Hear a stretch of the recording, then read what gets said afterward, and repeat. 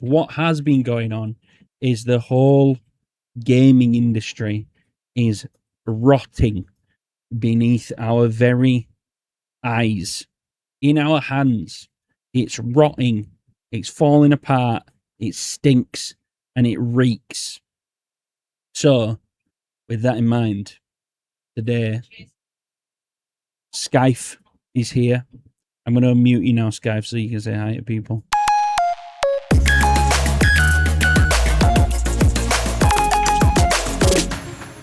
I'm unmuted. Wow, thank you. Yeah, welcome. Hello. Welcome to the Iranax, James, Steve, Vicky, Grant. you know what? I'm very interested in your holiday, first and foremost. Oh, yeah. Me and Vicky are going to Tenerife, yeah. Oh, me gusta. Yeah. Love it. We wanted to go to Japan this year, but because Big Donald Pump is blasting his splooge all over the globe in order to gain back other people's splooge. That's kind of, from my limited political knowledge, that's kind of how I've seen what his game plan seems to be. He's blasting his loads everywhere in an attempt to gain loads of a different substance from other places. Mm-hmm. So because of that, the flights to anywhere over that side of the world are just exceptionally expensive. Bonald and Tronald.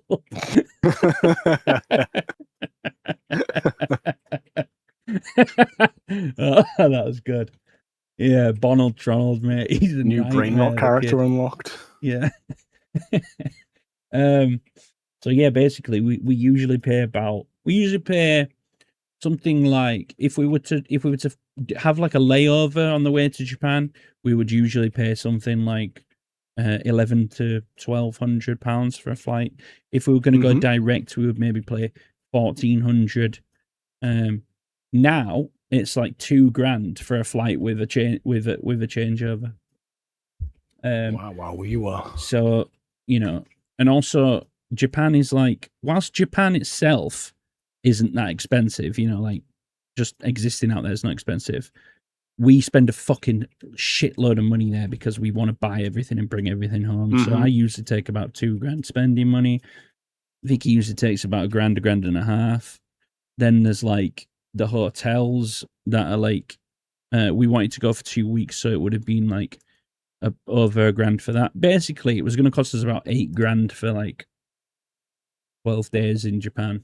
So we just thought, fuck it, we'll just go to a beach somewhere. We'll go to Tenerife and we'll get fucking levered in the all-inclusive. That's it. Well, we're not going all-in because I like to get out, I like to get out and see what's going on.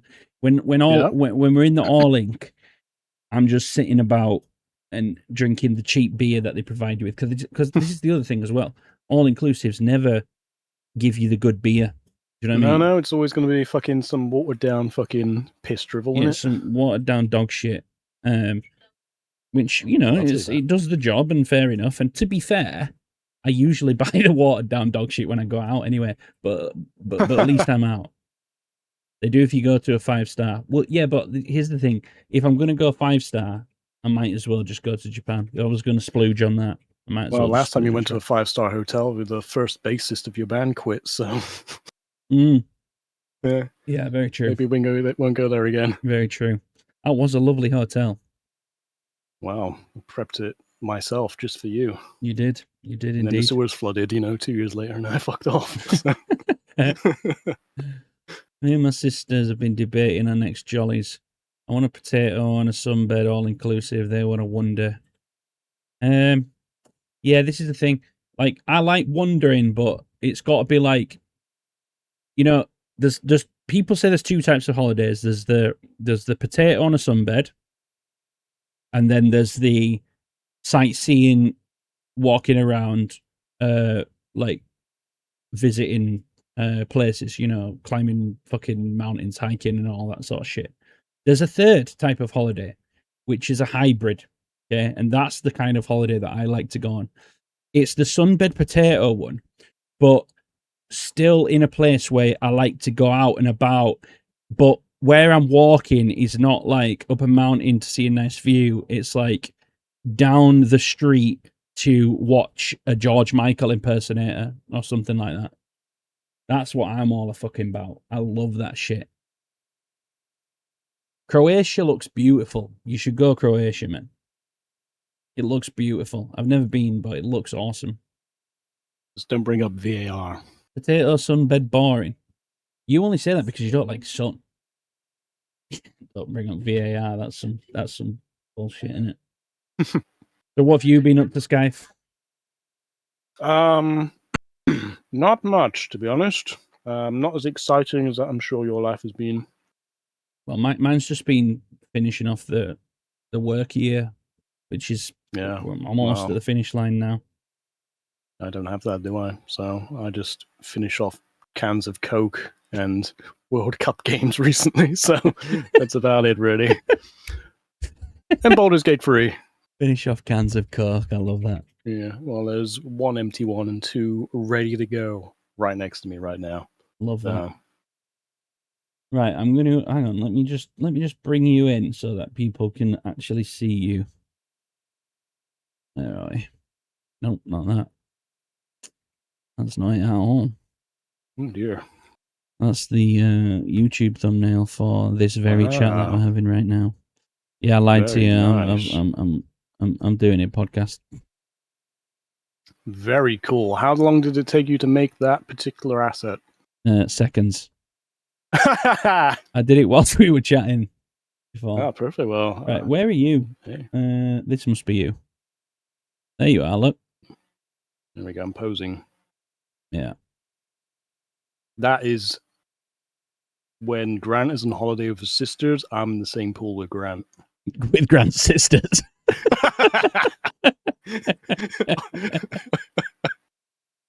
There you go. Now you're part of it. Look. Perfect. Look at that. Yeah. That's a photo. We just need that barkeeper woman from Shrek. Another one. Just the two of them next to me. Oh, man. So, let me turn this fucking depressing band off. Right, there we go.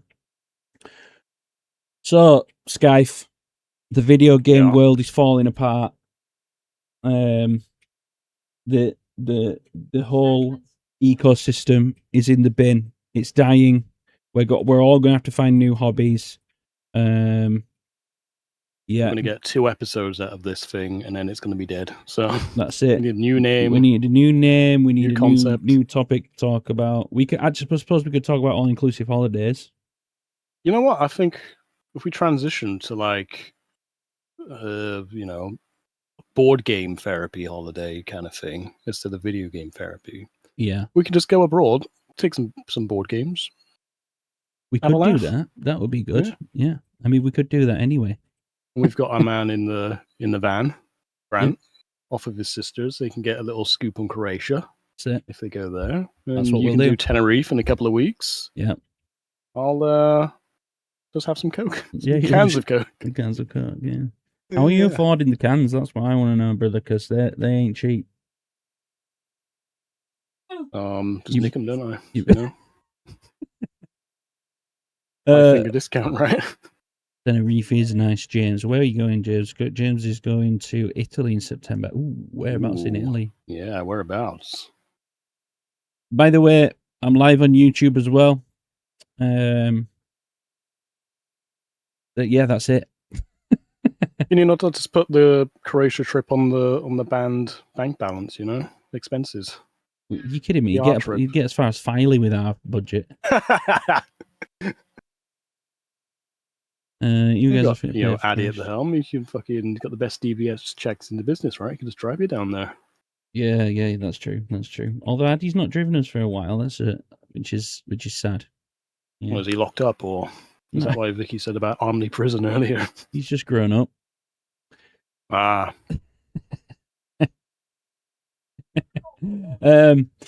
Yeah, so obviously, right, the things that there's a lot to talk about, because the last time that we spoke to each other, was It was obviously during Summer Game Fest. VGE3. It was VGE3, the biggest gaming week of the year, hosted by none other than me and Guy. And But it's just been downhill since then. So yeah, and maybe we were a bad omen. But that's the fucking crazy thing, because this, I feel like I'm being punked. I feel like we're all being punked. Because why have they chosen, why has all this bad shit that's going on right now, why did they come out with it in the weeks following the biggest platform where everybody's showcasing what's coming next for video games? It's crazy to me. Very good question. I don't know. I don't know what the rhyme or reason, if there even is one, to it. It's like, I feel like they knew SGF was happening. I'm like, wait, well, we can't just not show anything. Well, let's just cobble together some stuff, depending on whomever it was.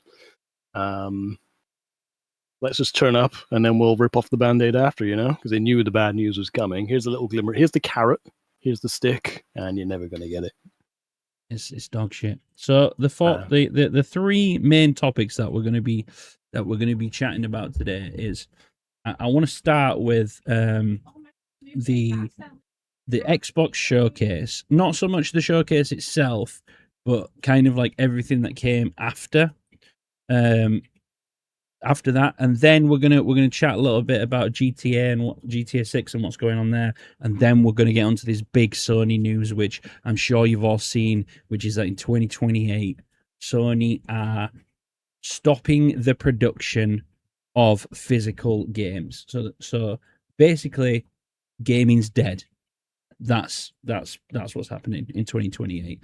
But we'll get to that. So the reason why I wanted to talk about the Xbox showcase was because, I put a video on the YouTube, and I talked about how it was kind of a mediocre showcase, in my opinion. I think there was, briefly before all the dog shit came out, a lot of people were somewhat excited by it, but I was kind of on the fence about it, because my point was that basically, yeah, we saw a Gears game, but yeah, we saw a Halo game, yeah, we saw Fable, and then there was another cool thing. I can't remember what that was. There was something else that looked good anyway, like Spyro. That's about it. Yeah, well, Spyro was the highlight for sure. But the point was that, for me, the Halo game is a remake of the first Halo game. Fine, there's nothing wrong with that. I'm not against remakes, but it's not really a big statement piece. Gears, for me, has failed to evolve in 20 years. And what was the third one that I talked about? Oh, Fable. And Fable. Oh yeah, Fable. Fable was essentially a delay. It was a delay announcement. Yeah, we got a new trailer, but we knew Halo was getting delayed because it leaked 6 days before the fucking thing. But actually, if that hadn't have leaked, that trailer would have been specifically to tell us that it had been pushed back to February or whenever it's coming out. Yeah. So I wasn't overly impressed by it. I think I'm more kind of indifferent, because I have no real, like, the last time I had an Xbox console was the original. I've never had one since. So for me, there's no real, like, ties or whatever to them. So I think I enjoyed the showcase more than some others, because I wasn't disappointed necessarily by anything, because I got no expectations of them. Yeah. And I'm not going to be buying any of their games anytime soon anyway. Maybe the Halo remake, that's just because, we played a bit of the Master Chief Collection. But I think I'm the only person to ever have an OG Xbox and not have Halo 1 on it. Yeah, that is crazy. How so when you say you had an OG Xbox, you had an OG Xbox at the time that it came out? Mm-hmm. Oh, did you? And yeah, go. Yeah, see, I never had that. I got my OG Xbox late. I got my OG Xbox just a few years ago, actually. And I did get Halo with it, and I've played once, and I didn't play Halo. Here's something for you. Just put the disc in, took it out, job done. Here's one for you. Yeah, James, you make a good point. It's a remake of a remake, actually, because they did remake it, didn't they? They did the Master Chief Collection. I've never played it. That's my little tidbit there. I've never. So we're all in the same boat. Played Halo 1. So for me, it is a new game. You know. When we tried playing it, me and Choco, after we played whatever one it was on here. But it just, whatever, I don't know if it's like the Master Chief Collection or whatever, it just didn't work co-op. It just would not fucking start. So yeah, because we were going to play them all, to try, right? But we were going to play them all, and then we ended up playing 3, was it? Did we do 3 or something? And then we did... No, it was honestly, Reach. I couldn't even tell you the difference between them. Reach that we played. And we did it in one sitting. Yeah. And I don't even think it was that, like, I enjoyed us playing it more as opposed to the actual game itself. If I was playing that solo, I'd think, you know, it's boring as fuck. This is the thing. This is the thing, Skype. I feel like you might be the only person on the planet that agrees with me. I don't fucking get it. I don't get why Halo is so revered. I guess. Is it a time thing? Yeah, I think it must be. Yeah. I guess. I think it's that Halo Combat Evolved. Based on the name, there was some level of that it evolved combat. You know, that it was like what did it evolve from? You know, like fucking. But this is the thing. It's like maybe I missed it in a sense of this was an evolution of first person shooters on the console. I think that was probably it. But we already had other games like it on PC before that, you know? Like, we had Quake, we had Unreal Tournament. I know they had different, you know, they were more like sort of, they were different games, but sort of that fast-paced shooting combat already existed to me. So paying attention to Halo years down the line, I was a bit like, why do people love it as much as they do? But I never played it, so I can't sit here and be like, oh, it's dog shit or whatever. You know what I mean? Yeah. We'll have to fall back on Steve and the experts in chat for there, because Steve, I actually did play a lot of FIFA 95. But yeah, Steve, please explain to me why Halo was so loved, because you are a big fan of Halo. And then the thing is, I think Halo maybe has had some of the Gears of War treatment, or the Gears of War lack of treatment, in that. I was going to say, like, when I said they all blur into one to me, it's exactly the same with Gears. They all look exactly the fucking same. Like, I could not, if you put all of them on the screen in front of me, I'd say it's all the same game. Yeah. Well, that's kind of what I mean. Like, when I played Infinite, that was my first foray, is that the word? Into foreplay. Yeah, my first foreplay into the Halo realms. It was fine.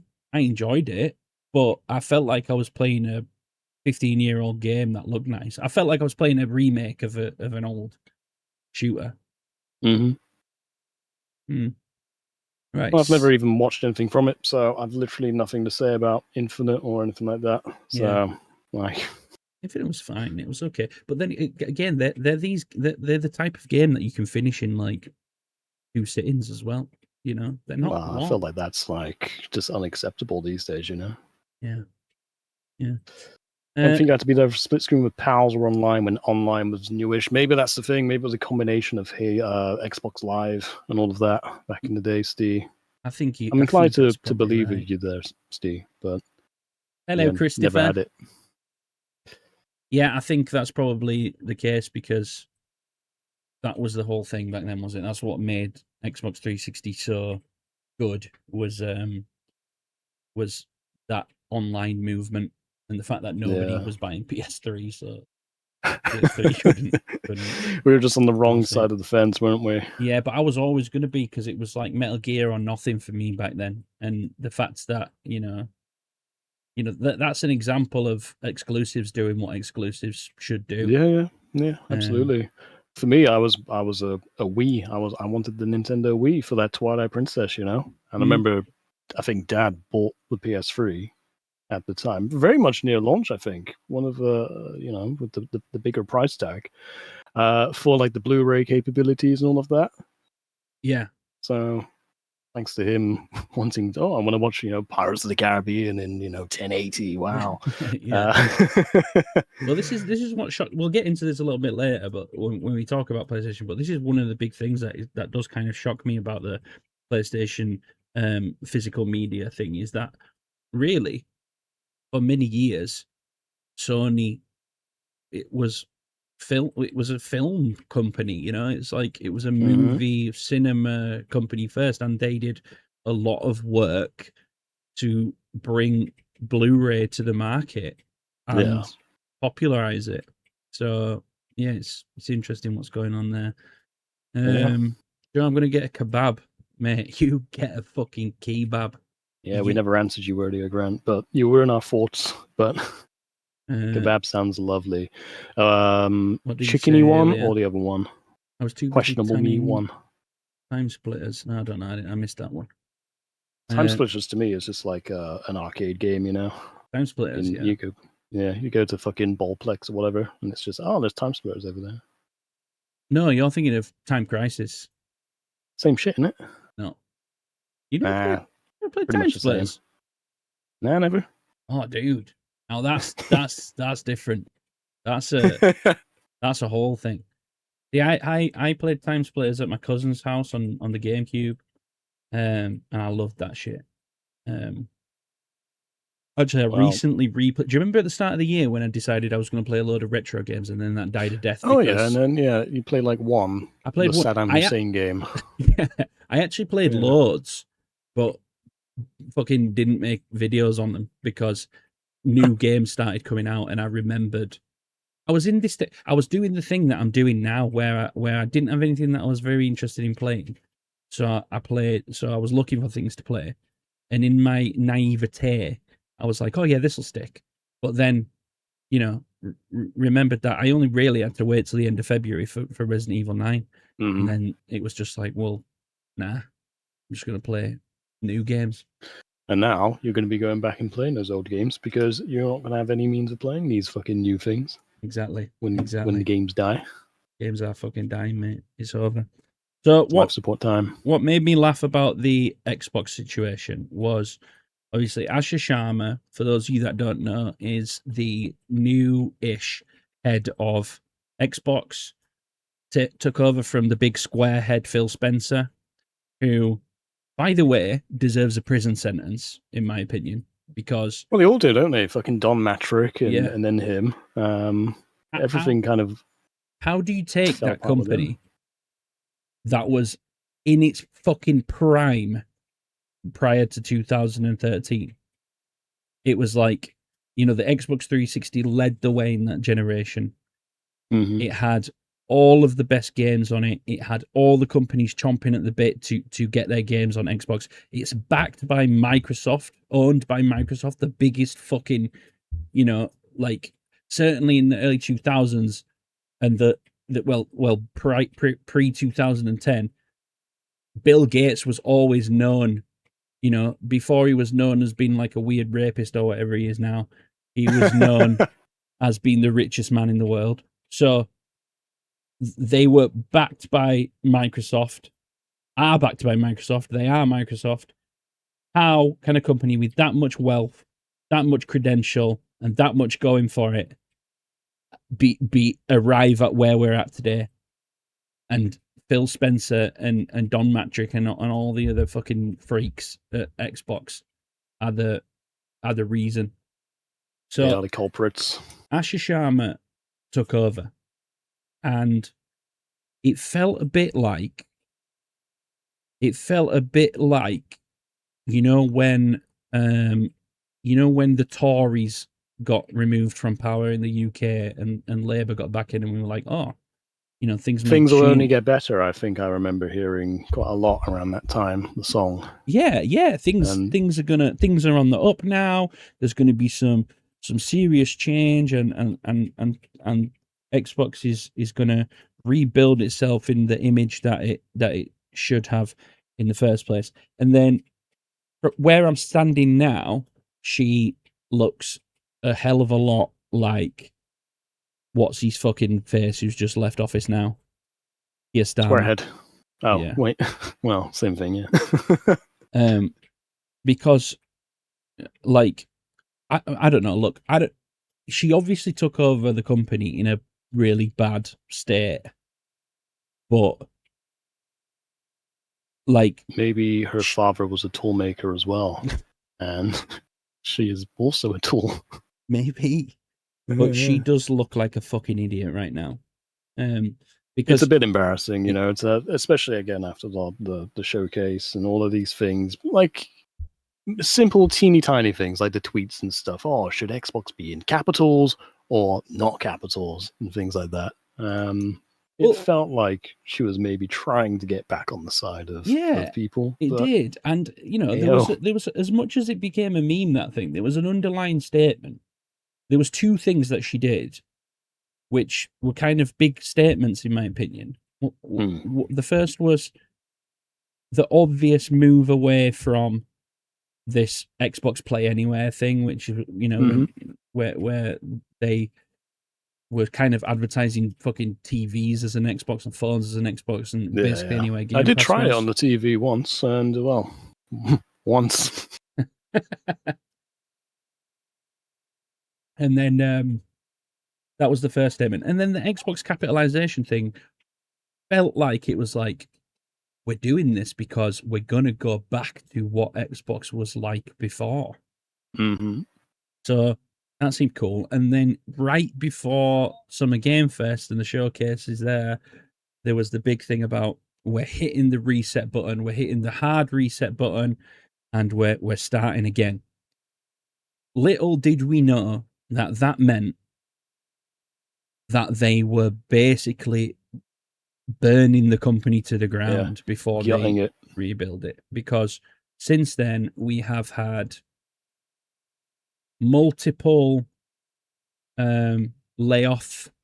The layoffs have already started, but they're reportedly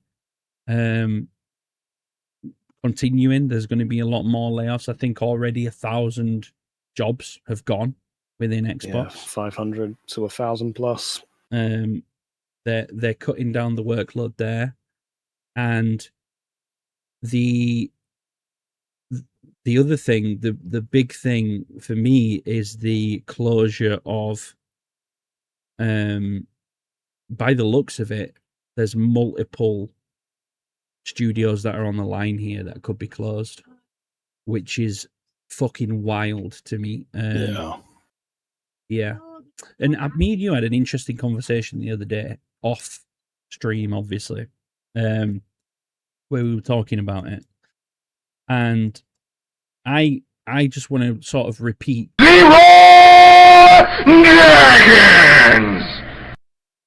Oh shit, Don Brocco headlining, are they? Don Brocco headlining Trees next week. For those of you that don't know, Alkaline Trio pulled out of the first day of Trees Festival. And now Don Brocco playing. Very good. Yeah. Anyway. Yeah, so I was saying to you that I'm a bit more. It's easy to just be like, oh my God, everyone's losing their job and fuck the game industry and all of that shit. Yeah. But like, being a bit more of a realist about it, my perspective is that the video game industry in 2020 and 2021 went through this period of exponential growth because of lockdown. Because every fucker was sat at home with nothing to do but play games. And not only that, but during that period of time, Animal Crossing came out, and Animal Crossing essentially birthed a whole armada of people that weren't playing games before that have been drawn to that type of cozy game. Yeah. And then all of these studios like Xbox and well, just any gaming studio really, sort of were rushing to try and get their thing on the table and be like, okay, we need to join the party games thing, because Among Us was another one that like exploded. They were rushing to the table to get the cozy games out because suddenly there was a market for that. Suddenly there was a game for the party games. There was both virality in real life and in things we consumed media-wise. If it was viral, internet-wise, we were there. It was the time for viral stuff, no matter where you looked. James makes a good point. We need another lockdown to save gaming. Take one for the team, James. Go get yourself a rat for dinner. Yeah, when you go to Venice, bring back some Plague.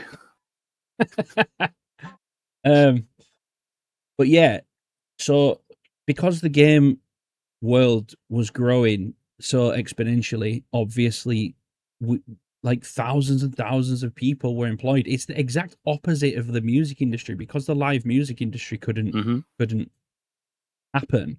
So many people left the live music industry. So when lockdown ended, there was less people in live music than ever in that industry, and there was more people than ever in gaming. Now that the boiling pot has like reduced to a simmer, and it's kind of numbers have reduced to normality, and also AI has been introduced, which, let's not fucking beat around the bush. Whilst we don't like to see AI squashing creativity, there's not a fucker in this chat on this call that doesn't use AI for logistical things to help us with logistical things. And there's thousands and thousands of people in the gaming industry that have those logistical jobs that don't go anywhere near a programming piece of software or anywhere near any art software or anything like that. They're literally just working on spreadsheets and booking meetings and everything else. Yeah. It is no surprise to me that the gaming industry is downsizing. And I can't sit here and say that I have a problem with that, because it sucks. It sucks for all those people, but it is literally the nature of industry. That's the thing that I don't have a problem with.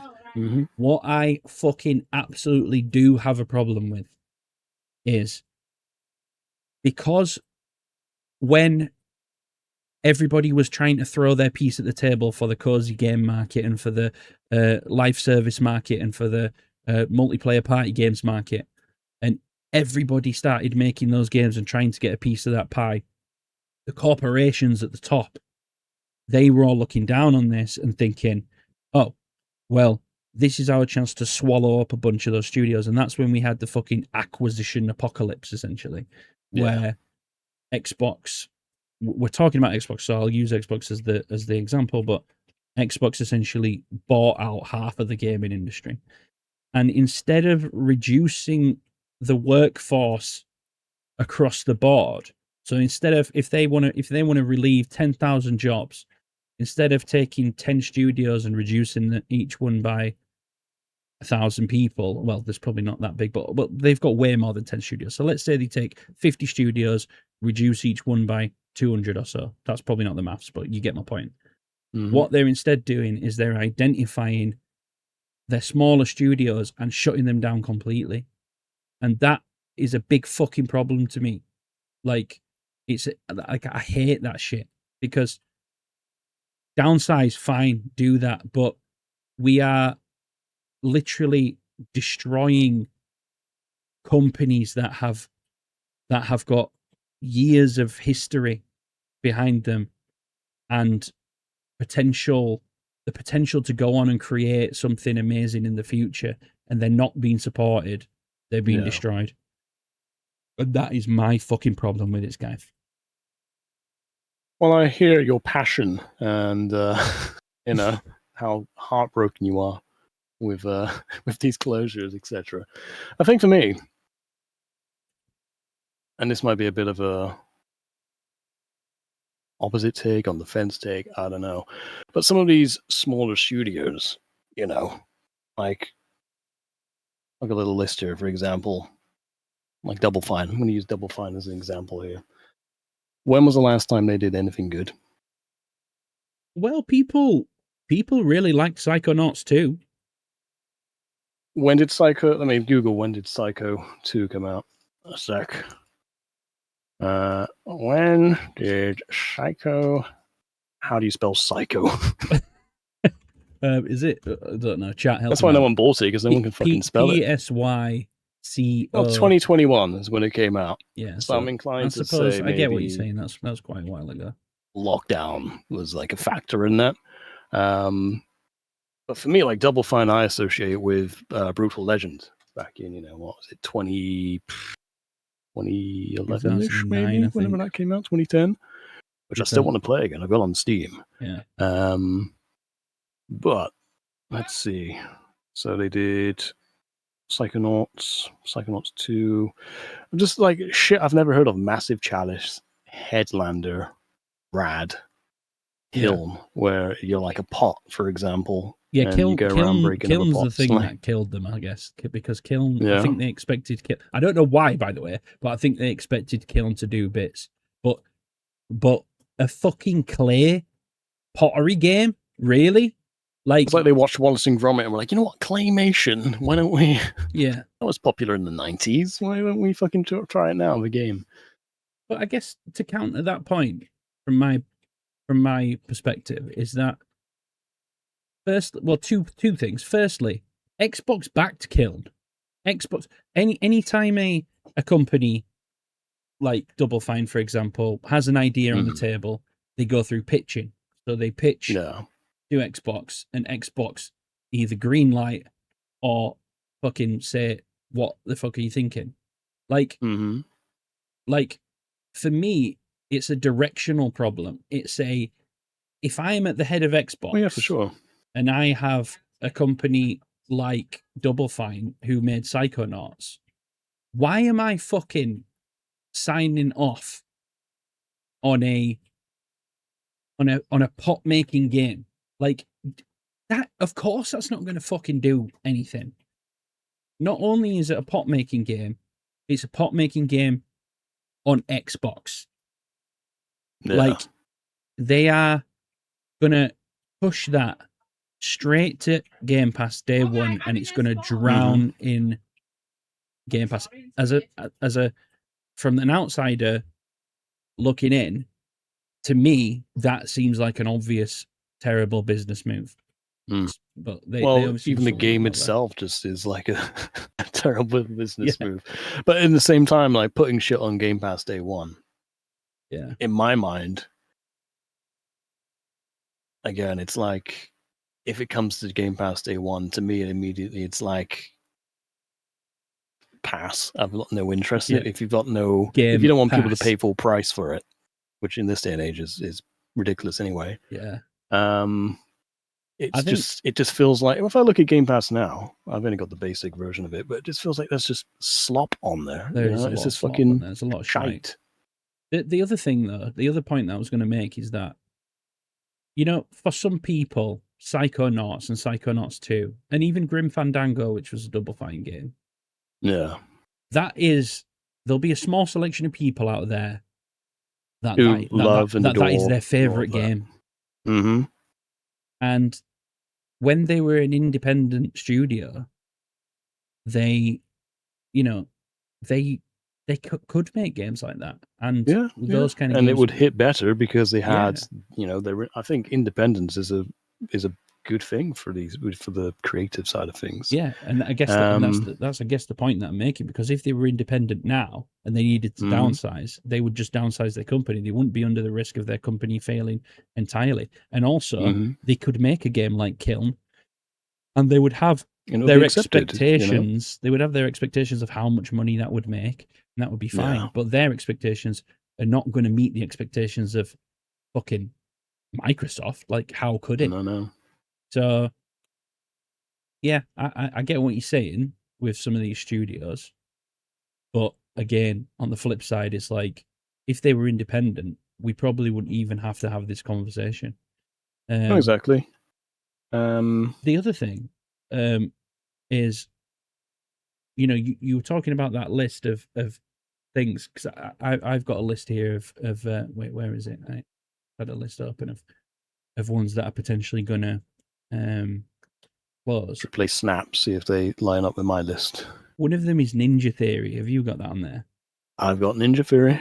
So Ninja Theory, right? Not a big fan myself. Hang on, what else have they made? I'll tell you why I'm not a big fan in a second. Ninja Theory. I feel like they've made some good stuff though. Ninja Theory. That's now been dog shit for ages now. 100% agree, Mr. Humphreys.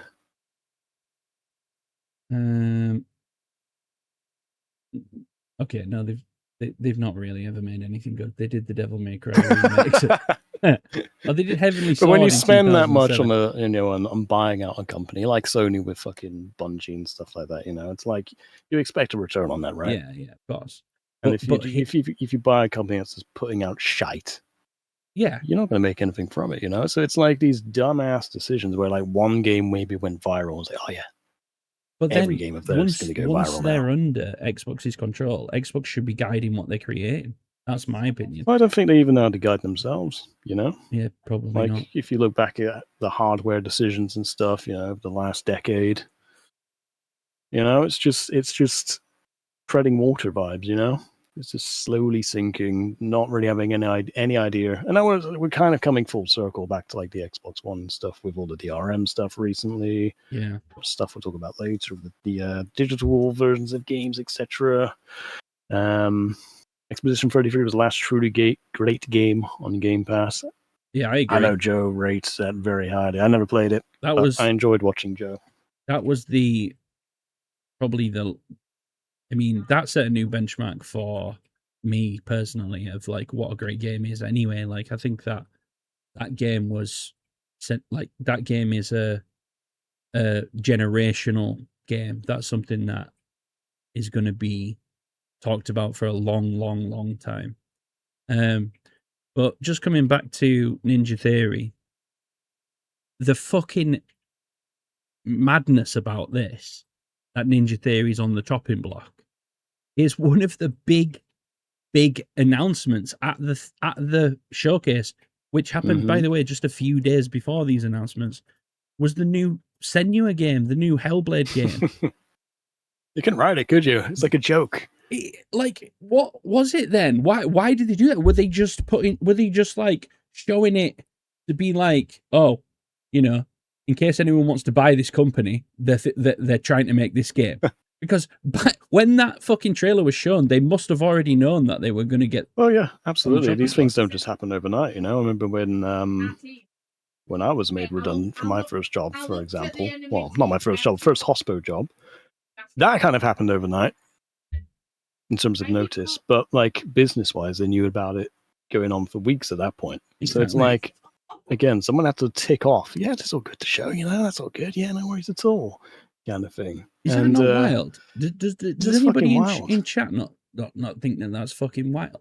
Like, this Senua game was one of the big selling points of the Xbox showcase. Like, Senua has been an Xbox exclusive. It's a game that is kind of like was there. The first one was like almost like a graphical demo for what the console could do.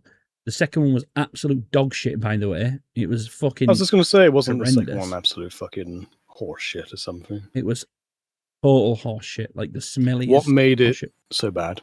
So you could pick up the game, slightly facetious way of putting it, but you could pick up the pad, you could hold the thumbstick forward, and it would play out the whole 2-hour campaign. There was nothing to do. It was just visually striking. Just walking sim, but looks nice. Yeah. But then they announced Senua, and they're showing action combat sequences, and it's like, okay, this is the game we all thought we were going to get. And then 2 days later, actually, no, we're selling them or shutting them down. So, I mean, I don't know where we're at with that. I don't know if what the progression is. Let me Google that. Have they actually closed them down now or anything?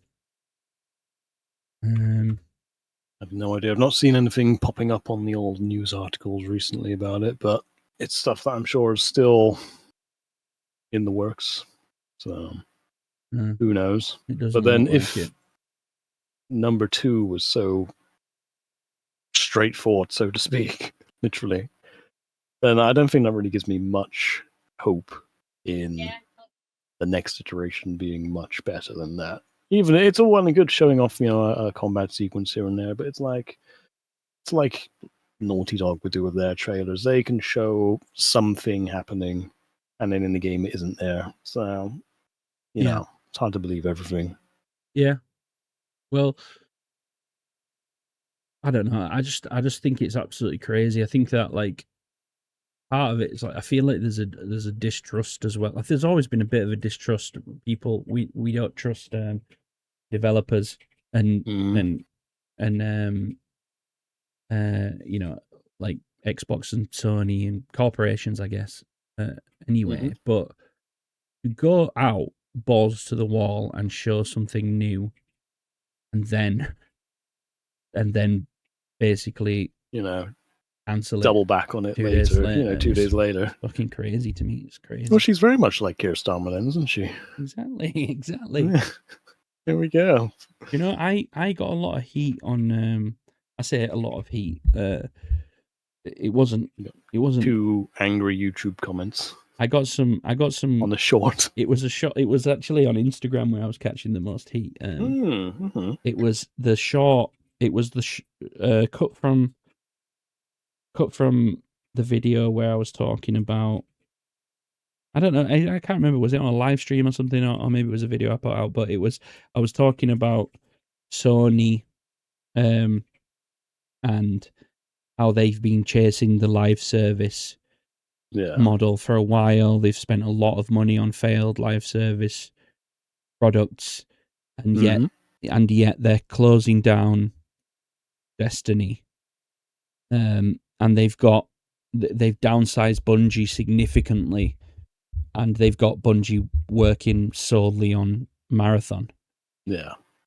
And I got a lot of like Marathon gooners that were like, oh, you just need to. They made it out like it was a Marathon versus Destiny thing, but just to put the record straight, I do not give a single shit about either of them.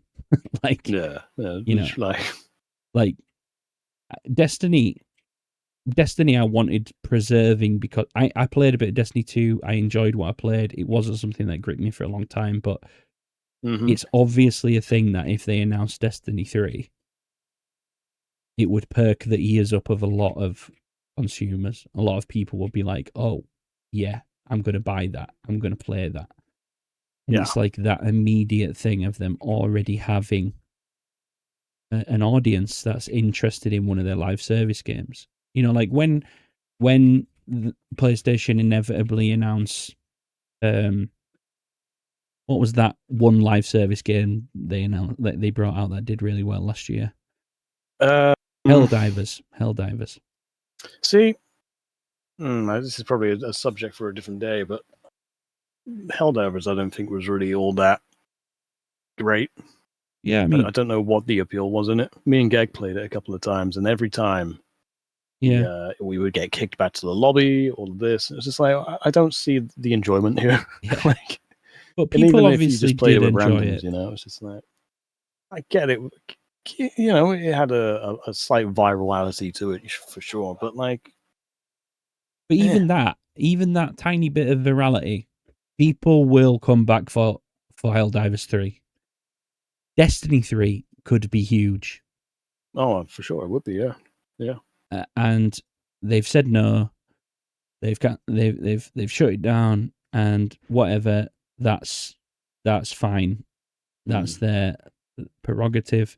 But like, it's just another case of like, what are you thinking? I feel like the answer is fucking painfully obvious. Yeah, it's like, again, it's these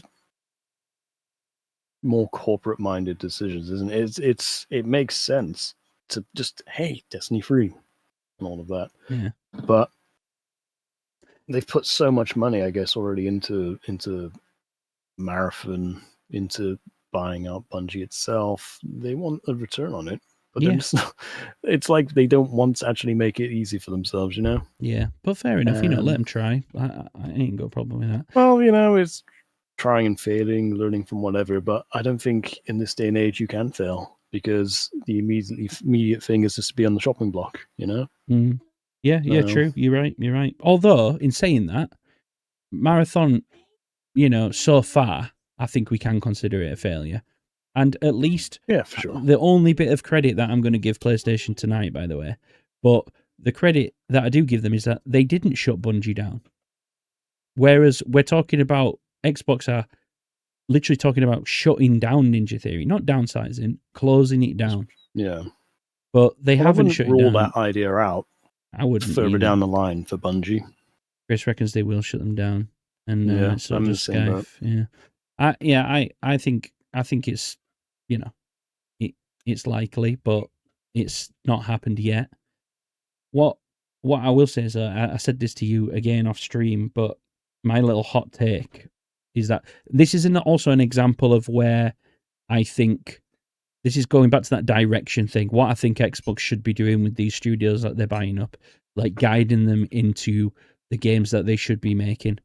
If they're going to keep Bungie alive now, what are they going to do with Bungie? What are Bungie going to work on? I know they're going to continue to work on Marathon, but because it's already out, it's not going to be a sizable team. There's going to be there's a team there waiting at Bungie to work on something new. And they, even in their press release, when they talked about the people that were leaving, they kind of hinted towards the fact that they are going to be working on something new.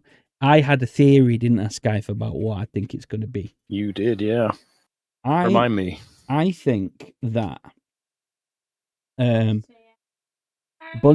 under the PlayStation umbrella, there is one PlayStation game that is a first-person shooter that is crying out for a reboot, bringing back into the fold. I can't think of a better studio to work on it than Bungie. And that is Guerrilla's fucking Killzone. Guerrilla are now firmly in the trenches of Horizon. They're making Horizon products out the fucking wazoo. They've just done the VR one. They're now working on, I know that was developed by someone else, but it was obviously in they were in cahoots with Guerrilla Games doing it. Guerrilla are obviously behind the scenes working on Horizon 3. And also hang on a sec. I just did my let me just check that. Why is that? Hello, Joey. Hello, Joey. Discord didn't see you were live. Discord is full of shite. It's all good. At least you're here now, buddy. Why is it doing How's that? the PC? I hear you've been having a little resetter error with it. Hopefully it's all okay.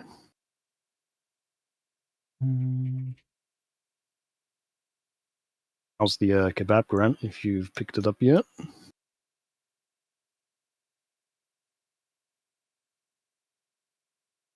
There we go. I think I disabled it when we were in the call. Anyway, so yeah, Guerrilla are now, they're working on that fucking stupid Horizon live service game, Hunter Gatherers, whatever. I'm not excited for that one bit, but whatever, it's in existence. The rest of them are obviously working on Horizon 3. If not already, then they certainly will be once Hunter Gatherer comes out. There's no space. They're not, the game industry's not growing, so they're not going to employ another team to bring back Killzone. So that's where I think Bungie should be. Like, I think it's a very good shout. Bungie should fucking it's a reboot logical Killzone. step in my mind. Like, they're fucking FPS specialists. Why not put them on it instead of having them pitch all these games that they are pitching and then just saying no and then downsizing them? Yeah. Would it come back in the format like it was of days gone by, where it's a single player with the multiplayer, or would it be like a multiplayer focused thing? What are you thinking? I think just to test the waters with it and test the popularity, just try and do a good single player game, because it's a reduced Bungie now, so it would be a smaller team than worked on Destiny. Like, it makes sense to just have a small team working on a tight single player Killzone, a new one. That's what I think. You also mentioned the potential of Resistance. I would love to see that, but I don't think that would happen. I'd love to see Resistance more personally than Killzone. I would love to see it more, but I'm just from a realistic point of view. I don't think it would happen. Yeah, it's probably never ever going to come back in any way, apart from maybe if they find some way to do backwards compatibility shite down the line, be it through streaming or. This is the thing. Any one of those studios at PlayStation could do a remake. Like, they shut down Bluepoint. Bluepoint would have been a good company to do that. They're remake specialists, to be like, right, we want you to bring back Resistance next. That would have been nice. Would have been just easy money, There's no such thing as printing it, but you can fucking print a few. Well, I was gonna say print a few discs, but I think people would be into Resistance. I really do, but I'd give it a shot. Like, again, it might seem more of a, how I said about slop going on to Game Pass day one. I could easily see that being like, it's coming to PlayStation Plus Premium or whatever day one kind of thing. I'd see it being like that if it operated in a more similar way to Game Pass. But hey, I'd be more up for seeing that than I would some fucking live service Horizon dog shite. Yeah, that we've got on the me go. too. So how did today go, Joey? Joey had a job interview today. Ooh. For a position at our work, so he's not leaving us. I was going to say, is it internal, external? There we go. I love a bit of internal work. He didn't get it. Hello, Andy. Hey up, Andy. You better be joking, by the way. Let me show you something fucking. Let me show you something fucking hilarious, by the way. This was Joey today, dressed up for his interview. It's fucking fantastic. This is just, you ain't ready. You ain't ready. You ready?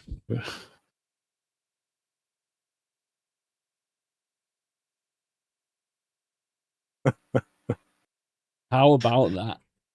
Granddad's special day out. Look at that. I mean, what's going on with the jacket there? Like, is it the sunlight or is it discolored? Like, it looks like when you've left something on the fucking when you've left something on the windowsill for too long, and it like goes fun, like it gets. It's also got like a nice coating of like cocaine just slightly over it, on the shoulders. Oh dear. Based on these party stories I hear. Yeah, that was Andy's photo. Never know. It's not my fucking phone screen. Look, my phone screen's crisp. What's the job for the grandson in the next one for his original advert? It might. I think it's just the sunlight. It might be Discord. It might be Discord's where you uploaded it. Just like looks like he's going to sell me a Fallout shelter. That's such a good point. He does look like one of the guys who comes to your door to sell you a Fallout shelter. Brilliant. This is the main character I want in Fallout fucking 5. This man's 27 years old, by the way. He looks about 14. Yeah. Interesting enough. So, Joey. Well, he made the effort. Well done on you, lad. So Joey, Jehovah's come on, Witness. just tell me. You don't have to go into detail, but just tell me, did the job interview go good or bad? Yo, He said, went well, Ew. I think. Just missed one main word a little bit before. Okay, got it. Don't, There just we go. shut up, Andy. Don't even joke. Well, fingers across for you, Joey. Good. I'm glad, Joey. Believe in you. All right. Well, we've chatted about Xbox enough. I think we need to talk about the smaller elephant in the room, not the huge elephant in the room, but the smaller elephant in the room, which is GTA 6. Beginning Waiting for a long time for some news on GTA 6. the cascade of events that followed, but they kind of set it all in motion, and that is that GTA 6 will be 80 quid, which is fine. That's what I predicted. Yeah, I was okay with that. Ultimate Edition, £100. I'm also okay with that. Mm-hmm. However, when you buy the game, the physical game, you don't buy the physical game.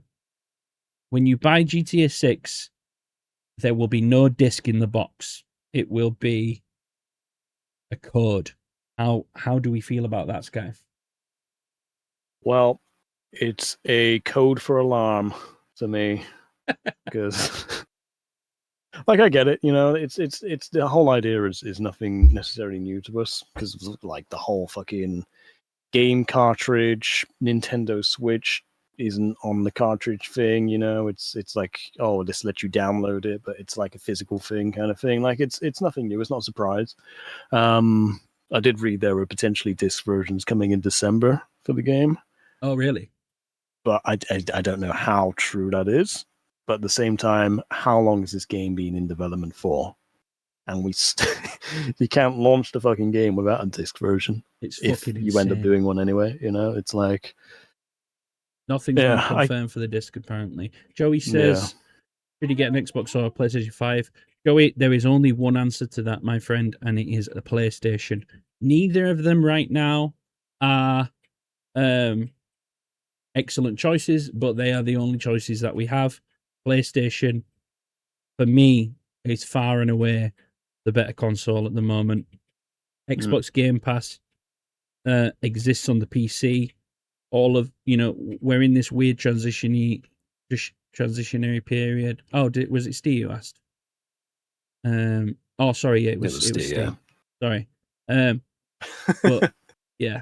Oh, you've already got a PS5. Steve. Oh, get it PS5 then, Steve. Yeah. Sorry, I thought you were buying a console to play it.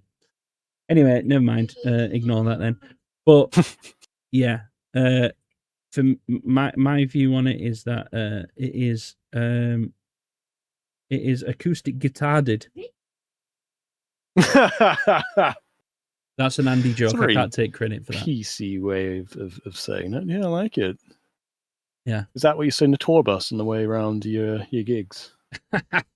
Yes. Yeah. But yeah, I just do not understand it. Like the fact, the thing that you brought up about the money and sort of like how long they've had it in development, it's like, by all accounts, they've spent over $2 billion on this game. How mad did they not just portion off a little bit of that dosh for production costs? Unless the game is just too big for discs. Very, very good point. Very, very good point. That's the only logical thing I can think of. And that's the same with stuff we'll get to later. But that being said, go on. Then I go for it. A lot of games are more than 100 gig. I'm pretty sure Blu-ray disc is 100 gig, is it? Let me just check. Blu-ray I think so, disc off the top of my head. Not capacity. Sure. 25 gig per layer. Okay, what is the most data you can fit on a PS5 disc?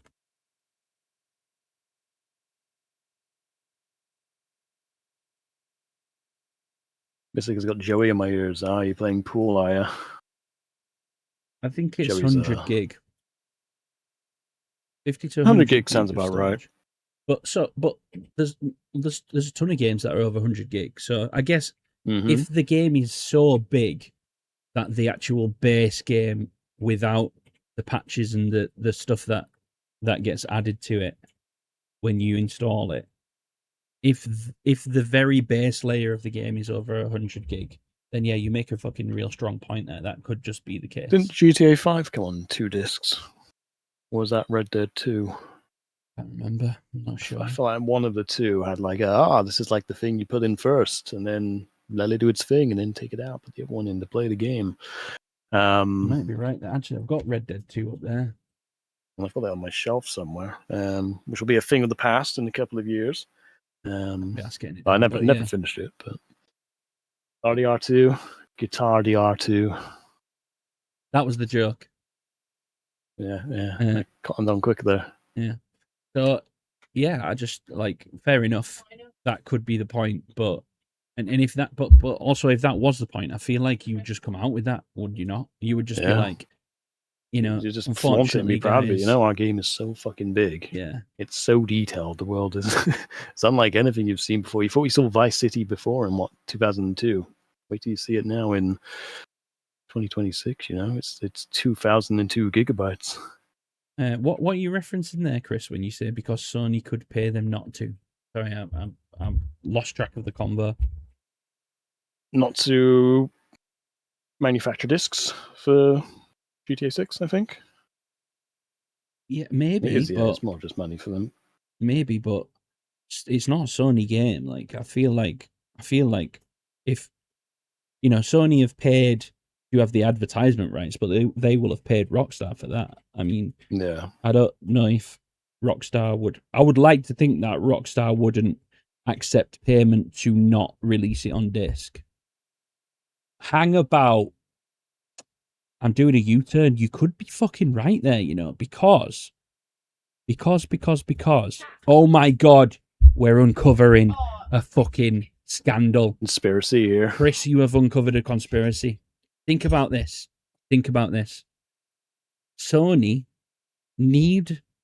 You know how before we came on stream, you Googled what's the percentage of Sony disc version, so PS5 disc versions versus non-disc, and what was it? It was about 45%. Did you say? 45% ish. 45% ish, right? So it is in Sony's vested interest to drive up the percentage of digital console sales, so that by the end of 2027 they can say, "Well, we were right. Look at the data. Only 30% of people that own PS5s own the disc version." And the way that they might do that is by paying GTA 6 for the advertisement rights and paying them not to release it on disc, so that in the Christmas period this year, everybody is buying digital versions of the console. Very true. It's a good shout. But I feel like if you've not bought a PS5 at this point, are you going to? Well, because people want to play GTA 6, and but people who want to play GTA 6 are probably already on next gen or this current gen. Well,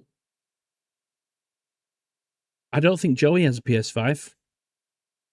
That's an example. No, he doesn't, because he'll be resetting it like his PC all the time. Yeah, good point. No, but I think I think you have a point. A lot of people buy this. They would imagine the PlayStation 5 has sold the most units it's going to sell at this stage. But they're also going to be pushing the PS5 Pro now. So they want people to be buying the PS5 Pro. Yeah. They want people to be buying the PS5 Pro non-disc edition to drive up that thing. I think that when you first said it, Chris, I was like, nah, I don't buy that at all. And then within 30 seconds, I did the U-turn, because I'm not saying it is the truth, but I think that it could be. It could There's be some that logic to it. Sony have paid a fucking shitload of money for them to not for Rockstar to release GTA 6 digitally only, and for PlayStation to have the advertisement rights for it because they have a vested interest in driving up the sales of digital PS5s this Christmas. Of course, the hardware prices going up as well recently, or on the horizon, whenever it is. Yeah, I agree with Andy as well that I think there will be a lot of general folk that don't own a console but will want one for GTA 6. Because this is the thing, it's like for people like me and people like you and people, probably everyone in the stream who play a lot of games and just generally like video game hobbyists, it's like, yeah, if you want a PS5, if you want a console, you're probably going to own one by now. But remember, GTA 6 is that game. It's like Nintendo's Animal Crossing. It's the game that goes beyond the video game hobbyist. It's like everybody will play GTA 6. Fucking Gareth, who works on the fish market down at Morrison's, he fucking all he ever does is play Candy Crush. But when GTA 6 comes out, you best believe that he's going to run over some prozzies or some shit, He wants that fucking life. Absolutely. Yeah. But what about the Ultimate Edition? 100 quid's fine, but is 20 extra quid worth it for some shops? Well, no. This is the thing that I'm most disappointed in. I'm actually more disappointed in this than I am with the digital, decision to release digital, because Rockstar to me are a bit like the Steam of developers. So like, how everybody trusts Steam, they just do the job, they do it well, and Steam's like, Steam's the good guys. Rockstar for me are the good guys of gaming because they never miss. They always put out great content where a lot of thought, a lot of work, a lot of time is going into it. Every game that they release, they don't release many, but when they release games, they're always the best fucking game in the world. You know what I mean? Mm-hmm. Like, they're the game that everybody wants to play, and they're essentially reliable in an industry dominated by risk, which is, like your cyberpunks and things where everybody talks a big game and fails to deliver and then delivers after the games come out. Rockstar have never been that company. Yes, they have one of the most lucrative online live service models in terms of GTA 6, but I think they're one of the few people who have not done it in a dishonest sort of cash grab way. I think that I don't play it myself, but I think that there's nobody out there complaining about the lack of effort or the over monetization of and microtransaction behavior of GTA 6. It's just an honest, it's accepted. It's like, hey, game. 60 quid for some V-Bucks or whatever it's called, some GTA bucks. Yeah. No problem.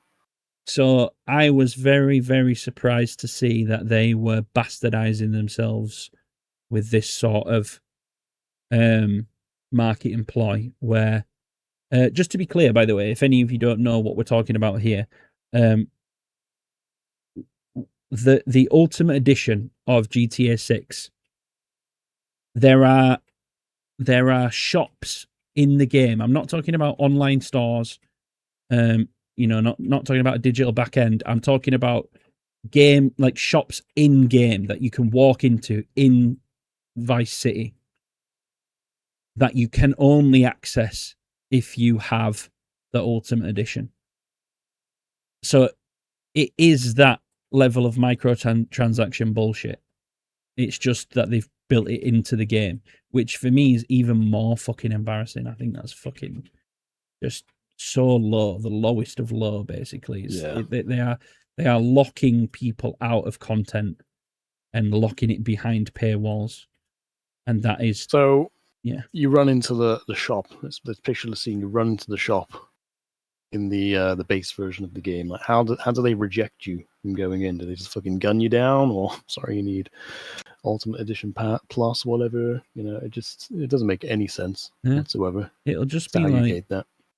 it'll be like, you know, when you played the old GTAs like GTA 3, Vice City, and stuff, and there would be like a mission that you needed to be there at a certain time. It needed to be nighttime, so then it'd be like, wait here for someone to arrive or something. It'll just be that. It'll just be like a little on-screen thing, won't it, that says accessible It's only just with the Ultimate Edition. a page pops up for your credit card info. And just straight to it. Yeah. And the worst thing Do you is, reckon? I'm going to buy the Ultimate Edition. I am the problem. Well, GTA 6 is a once in a lifetime thing, you know. So it is, yeah. Because at this rate, you know, we're probably not going to see GTA 8. Nah, we'll be in the cremation chamber at that point, you know. That's it. Do you think that the online will be a separate paid for application kind of thing? It's entirely separate from the game. Just you have bought GTA 5 single player come whatever time, and then maybe next year they'll be like, hey, GTA Online's here now for GTA 6, but it being its own standalone thing. Well, I think based on what we've just seen, I think it is going to be a standalone thing, and I think it is going to be an entirely separate purchase. What I would like to see them do, I know a lot of people wouldn't like to see this, but what I think, if I was putting my business head on and being a realist, obviously what I would like to see them do is just add it as a, you know, a free thing. I would like to see that. What I think they probably will do is I think they will go down the MMO route, and I think that they will maybe say, you know, you get the first few. I don't know how it works in GTA Online, or how it's going to work on the new one, but whether it's going to be level based or what. But it might be like free up until level something, and then you pay a monthly subscription. Yeah, because they've already got the £8 it's a called, month, like GTA Pass or some shite. If I look on Steam, it'll be there. We've already got that on the go, so like makes sense. That's what I think they should do. But you know, I don't you particularly also are like a bit more model either, based with your common sense. So in the last couple of weeks, who knows what's going to happen? It'll probably be fucking another 100 free quid to play for fucking 20 minutes. Yeah, another 100 quid, you know. Yeah. I wonder what they're going to lock behind these paywalls in these shops. Do you think it's going to be like fucking like dildo weapons and shit? Yeah, just the Saints Row weapons. Honestly, I couldn't even say. What do you even lock behind stuff like that besides like cosmetics?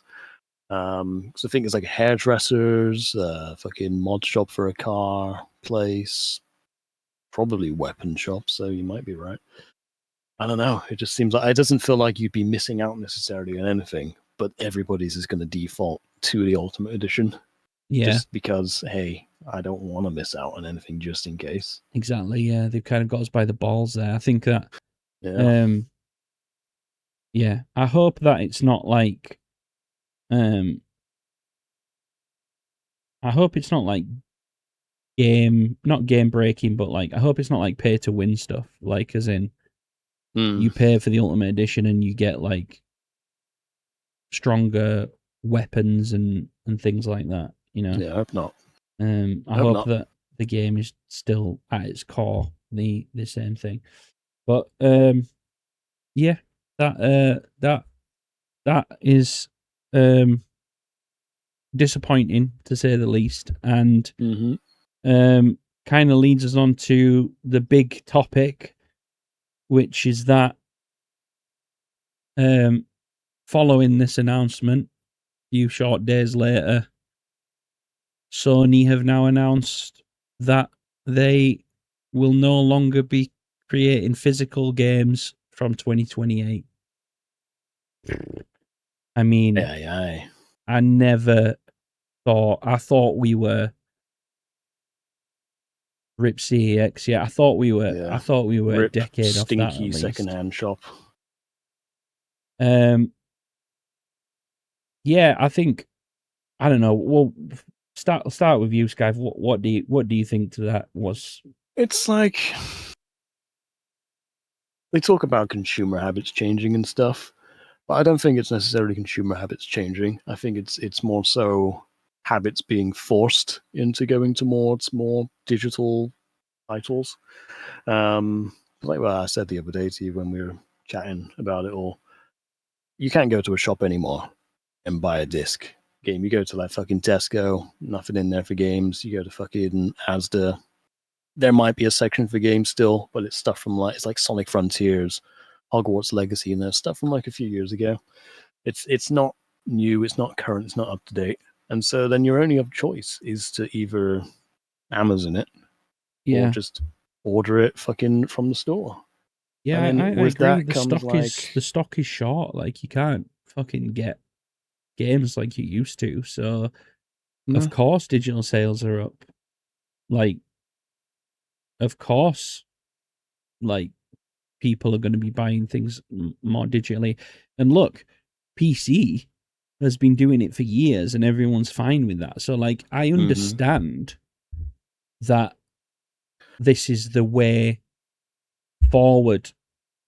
PCs did away with disk drives and stuff, a long time ago. So like consoles are still kind of catching up at this point, aren't they, with the whole digital front of things going forward in 20 I need a TV license to play PlayStation 2028. Yeah, absolutely, Steve. Yeah, but there's but like it's this distinction between it's just much more natural. I don't know what the word is, but it's like if you have a console, you have a disc to go with it. You have a PC, you have Steam to go with it. It's like that's the synergy. This is kind of what I was about to say is that when you are asking people to go out and buy your console alongside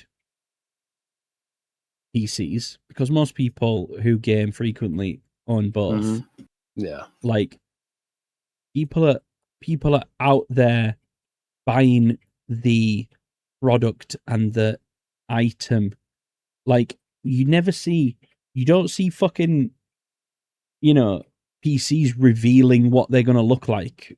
Do you know what I mean? But we have this whole big song and dance when, oh my god, finally we're getting to see the PS6. This is what it looks like. It's because it's a physical product that people want to buy because of how it looks, and that plays into the idea. It's like when you buy a car, you're drawn to one that looks nice first. You buy something for the house, you want it to look nice in the house. It's just it's a quality thing that you're spending a lot of money on. And I think Xbox kind of they really missed the concept of that with the Xbox One. Have you got the one next to you now? I think you had it last time, didn't you? Yeah. Give us a twirl. Give us a spin. Like, that bit's kind of the only bit of aesthetic that they did on it, but essentially, a bit of glow in the dark green, right? Look at the state of that. Like it is. It's like one of the World Trade Centers. It is. It's just fucking ghastly. But this is the thing. Like they missed the mark on that because aesthetically, the PlayStation 5. It's not everybody's cup of tea, but it has a distinct look about it, especially the PS5 Pros with the light thing, down the middle. They did the whole song and dance with the controllers. That's the launch controller. It's really like aesthetically cool. It's got this texture on it, which looks like you can't even tell what it is, but when people's a nice little Easter egg symbols, when people zoomed in. It's the symbols. It's got the little speaker on the front, which, by the way,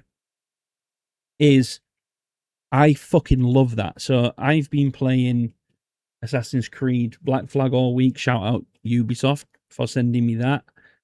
But the sounds that come out of this thing, like when I pick up an item, or when I lower my anchor, or when I crash into something on my ship, like it makes a little sound, and the lo-fi little shitty speaker has like this fucking really cool vibe about it. When I hear it, I almost get like, call me fucking, I don't know, like giddy. It just gives me this like it feels like I'm playing a toy. It doesn't feel like I'm using a piece of tech. Do you know what I mean? It feels like a toy. It feels like a thing, and that plays into the idea of like consumers wanting a product. To me, it's an experience, isn't it? It's not just what you're putting on the screen. It's the tangible thing you hold. It's what you put next to the TV. It's a bundle of things. So to find going back out to the speaker, I fucking hate the speaker. So, but to find out that PlayStation do all of that, and then are the first to go, right, you know, we're deleting physical games is crazy to me. Yeah, it's so crazy. And because it used to be an experience in itself when you buy a fucking game. I can grab one of my OOT Majora's Mask box cartridges up here, look over the box, read the blurb, look at the fucking box art, open it up, read through the fucking manual, look at the cartridge. It's a fucking cool experience. We all remember buying stuff and reading it in the car home, and eventually over the years it went from cartridges to discs, and then those manuals became a singular piece of paper with a control scheme on the PS4 gen, and now it's just an empty fucking box with a disc. Yeah. And now it's just going to be an empty box. Like, it's fucking wild. It's wild. Oh, it's so disappointing. It's like just crazy disappointing. And there's also the nefarious implication of it all, that like now we are going to be tied to the pricing of digital games, which are notoriously more expensive, which, by the way, has always been an issue that has been mentioned but not loudly complained about, which is that you're paying more for less because you don't have a physical product. We're at the mercy of sales. And by the way, if you go on like PlayStation or Xbox summer sales or whatever, they are like they aren't more expensive only on console. Yeah, well, this is what I'm talking about. Console, of course. Like that is the heart of the problem. Like if we're talking about Steam, that's a whole different thing. And you can't go get a game in a sale at a shop. But this is kind of what I was just leading into, is that like if you look at their sales, they're not really sales. They are, but they're not. It's like you might be able to get fucking GTA 5 for £8 in a sale now, but again, that's a 13-year-old game. But like any of the new games, £8 by default, any of the new games lose, like they might drop down by a £5 or a £10. On Steam, on the other hand, these places, like, they legitimately reduce the cost of the games that are on there. And also, this is the place where indie developers thrive, and so it's fine. It makes sense. It's okay. If I buy Elden Ring on the PlayStation 5, I'm paying £80 at launch. If I buy Elden Ring on Steam or CD keys loaded, as it's called now, then I'm buying it for like 35-40 quid. Like, do you know what I mean? It's already cheaper from the get-go. PlayStation ain't going to start doing doesn't that. make any sense. So unless these game companies start doing that, it is like it's a crime.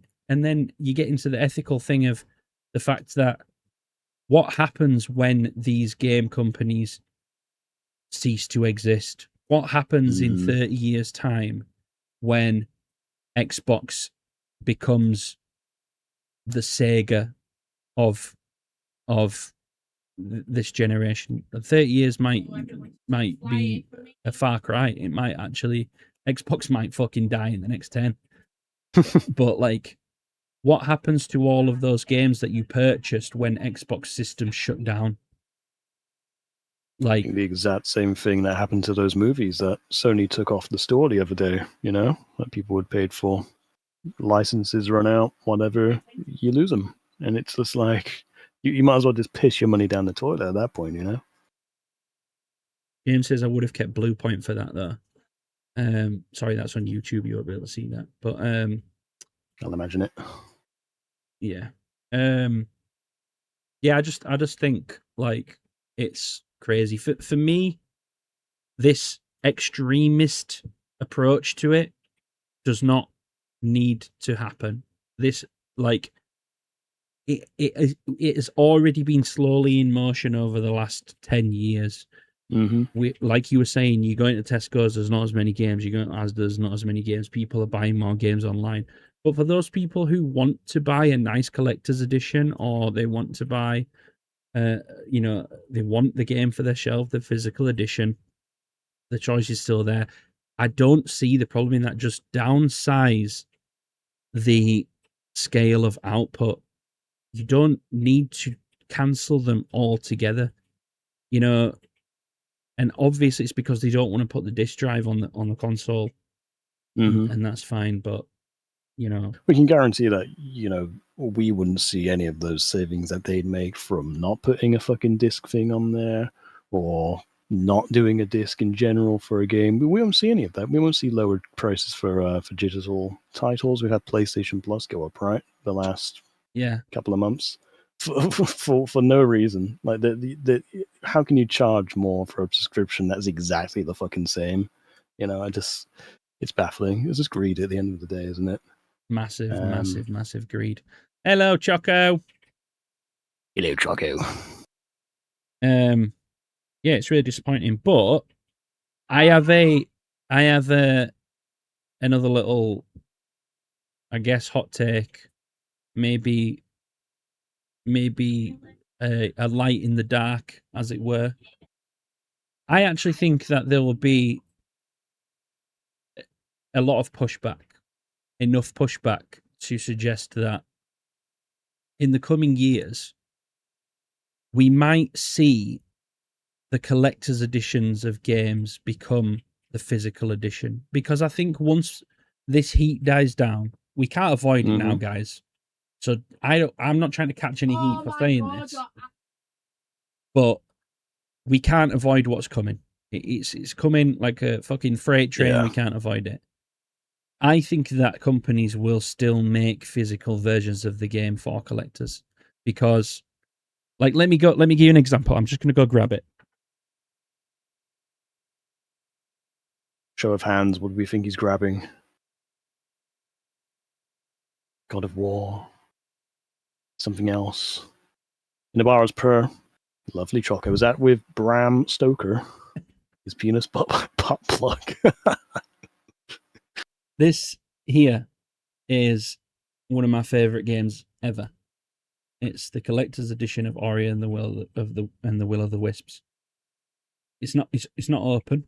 I'm not going to open it, but I am so pleased that this exists on my shelf. I'm so pleased that it's here, that it exists. And what does the back look like? Take us through the experience. Just imagine we're in a car on the way home from buying it from Argos right now. We're excited to get home and play it. Back. So you got your pictures. You've got the. It's like a piece of memorabilia that means a lot to me, but I've never taken it out of the case. And I think that when game developers and publishers realize that this is a viable product, it's like downstairs I have tons of vinyl. I don't really sit and listen to them on my vinyl player. Well, that's me in beauty school. I've got the stuff. I don't listen to it. But you just have it. And when people realize that that is a viable means of sale, and when the consumers like myself and everyone else sort of calm down a little bit and realize that we can't avoid the inevitability, I think there will still be a market for this stuff.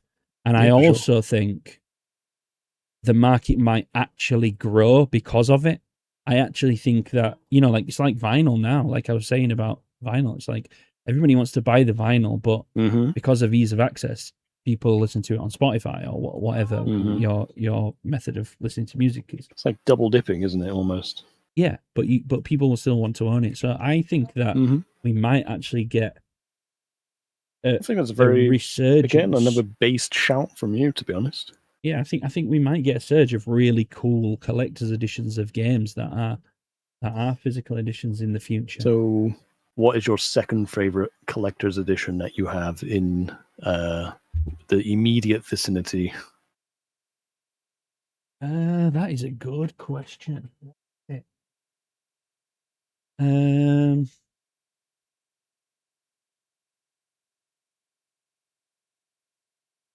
So much to choose from. It's probably this one actually that Joey gave me. I was hoping you would say that because Cataclysm. He'd feel awful if you said it wasn't that. He's right there. Yeah, it's probably the. He's been really nervous today in his big uniform. Yeah, I know. Oh. Back when PCs had a disk drive, of course. This one.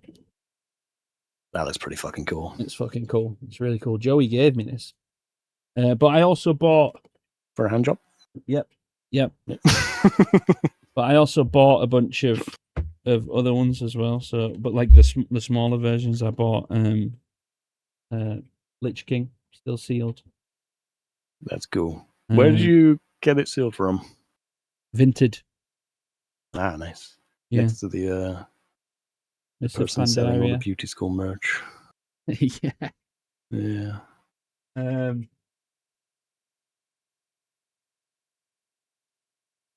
So how did you come by that, Joey? The WoW Collector's Edition. Were you a bit of a WoW nut back in the day? Back in your toddler years? Yo, Bean. I think he still is secretly. But yeah. What, a toddler? Yeah, toddler, yeah. He's going to need the nappies, isn't he, with his fucking bowel habits? I have a pipe dream. Can I tell you my pipe dream? Does it end in a happy ending? It's a really happy ending, but it's a pipe dream. It's never, ever, ever going to happen. We never know. Taking that theory... yeah, we're good. Thanks, Bean. We're just talking about Sony's decision to stop making physical games in 2028. So yeah, my pipe dream is taking that one thing that I was just talking about, how we might get a resurgence of collector's editions and they might still make physical games. Imagine this. This will never fucking happen, but imagine this. Imagine Sony are pulling us by the foreskin here. Okay. And they have announced this, and everyone's going up in arms about it. And then by the end of the year or early next year, we get the first glimpse of the PS6. And the PS6 is cartridge based.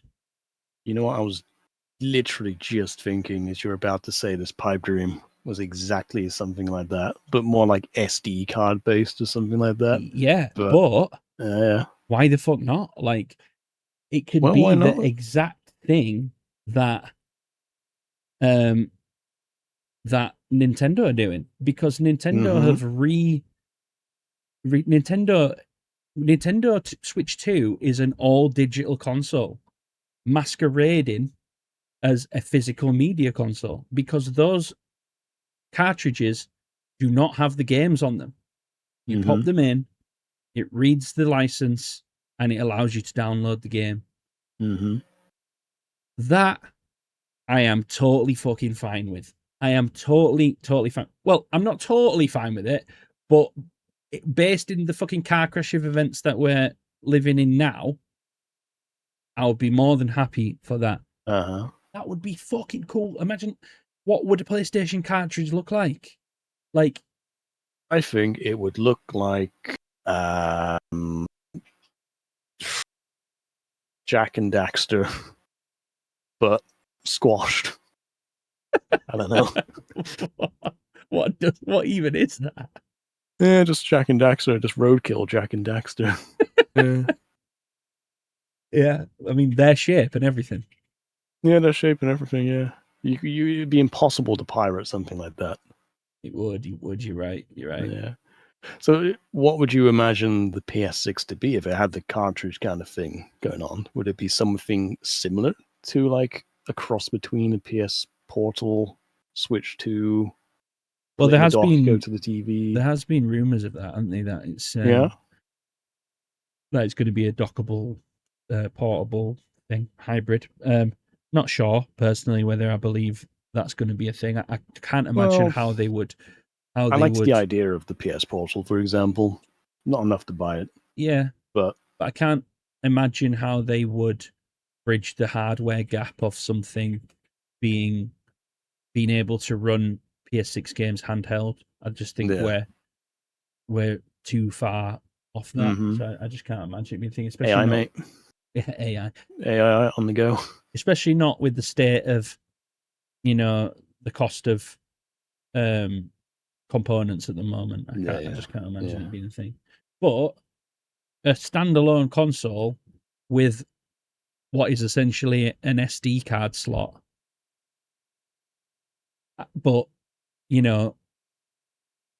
like, even if they were just like SD cards, like the Switch 2, similar sort of thing, I would take that.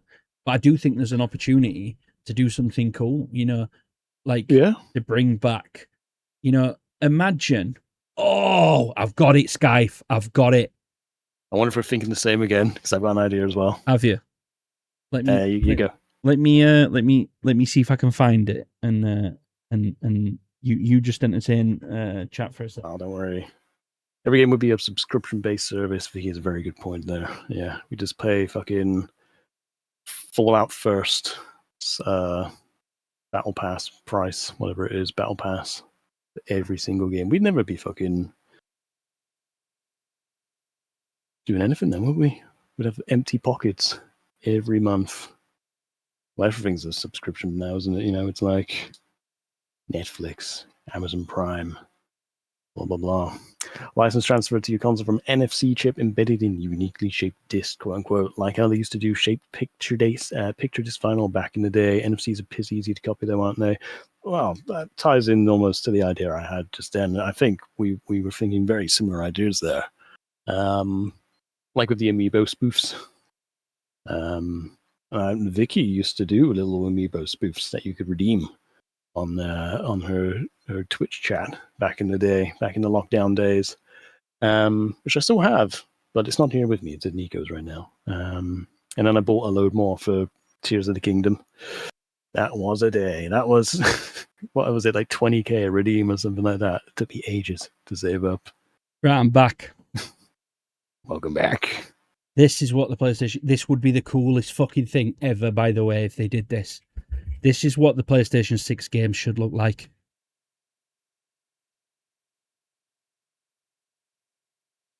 You getting it? Yeah. Little game. Very good idea, actually. Little fucking game cover there. Fucking memory cards. That's the kind of thing that people would fucking come in their little trousers about. That would be the coolest fucking shit. And I would no longer be mad. I would no longer be mad at all. Would they make it taste like a Switch 2 cartridge if you lick it? Yeah, scratch and sniff. Yeah. Pull my finger kind of thing. Yeah. Something I loot down the side of the sofa, 100%. Oh yeah, definitely. But then you've not lost any Switch 2 cartridges yet, have you? Or Switch 1 cartridges? No, exactly. But even if you only had to put it in once, and then the game was on your system, I would still be fine with that. Like, I'm fine with the digital game, but give me a physical fucking medium. How cool would that be? Would these be as a PlayStation 6 game? Fucking little memory cards for that would fucking catapult any of this fucking negativity just out the window. And kind of like what Mr. Humphrey said earlier with the NFC chip, my idea was very much similar to that, tying it back to the whole amiibo thing. What if there were little? Because remember, Sony had like a little thing where they tried doing amiibos, but they didn't do anything. Was they it just the little statues. Skylanders things? Is that the one? Well, it was like there was like a Bloodborne figure, for example. Yeah, I can't remember what it was fucking called. It wasn't that whole Skylanders thing though. But what if it was a similar thing to that, where a little NFC chip just, but it's like a statue of fucking Cloud or something. Boop, there you go. There's your FF7. That would be that would be great. Boop. That would be so good. That would be so good. Imagine that. Imagine the market for something like that. Yeah. Like, you'd go into a shop. On these fucking teams, bro. What are they doing? Get us on these. Look, you go into a shop and it's like the pop vinyl section, but they're your video games. Yeah. Oh, I'm so fucking mad. Little God of War Lao Fei one. Oop, there we go. Playing as her. Bring back the joy of video games. Like, bring back the joy. That's what we need. The soul has been long sucked out of it in all the wrong ways. Yeah, that's what I would like to see. That would be the pipe dream, but I can't imagine that's where we're going. Bean says, early impression of Expedition 33 is a good one. Mate, I cannot wait for you to get through that game, because if you like it now, you are going to just lose your shit as you get through the story and get towards the end. It is phenomenal, mate. I'm really glad that you played it. Still on my radar. One day. 90 days soon now. Bro, you've got all the time to do it. Why not? I don't want to spend... how much is it? Let me find it. Is it on Game Pass? Have you got Game Pass? Only the basic bitch version that you get from Discord Nitro. Oh, okay. Expedition...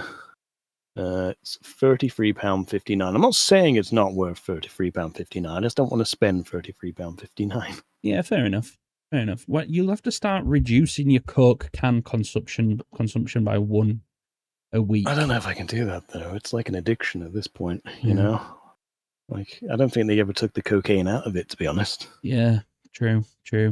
Vicky has the same addiction to Coca-Cola, by the way. Yeah. And you've got it to Pepsi Max. At the moment, it's Fanta. Although I have got a case of 24 Pepsi Max downstairs. I was going to say something then, but I'm not going to say it live. It irks me that kids will never know the joy of going to an actual game shop like the ones in the 90s. Yeah. Very true.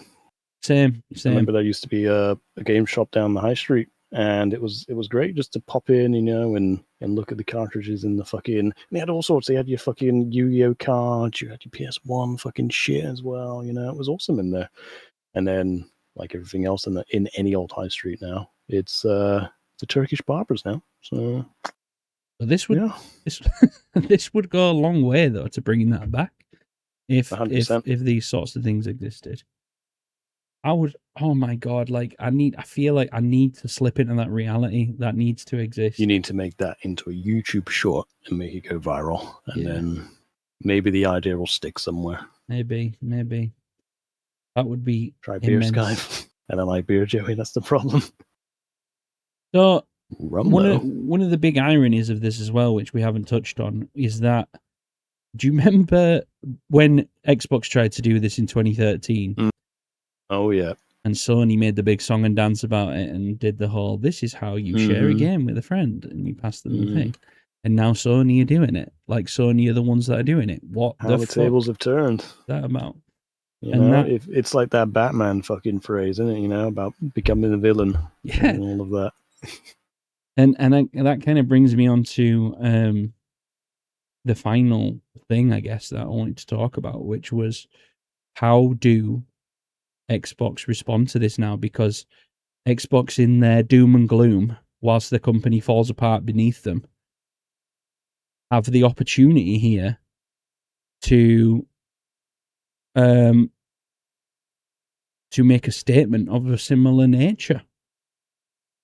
You know, Well, I'm going to channel my inner pessimist or whatever the word is. I don't think they will.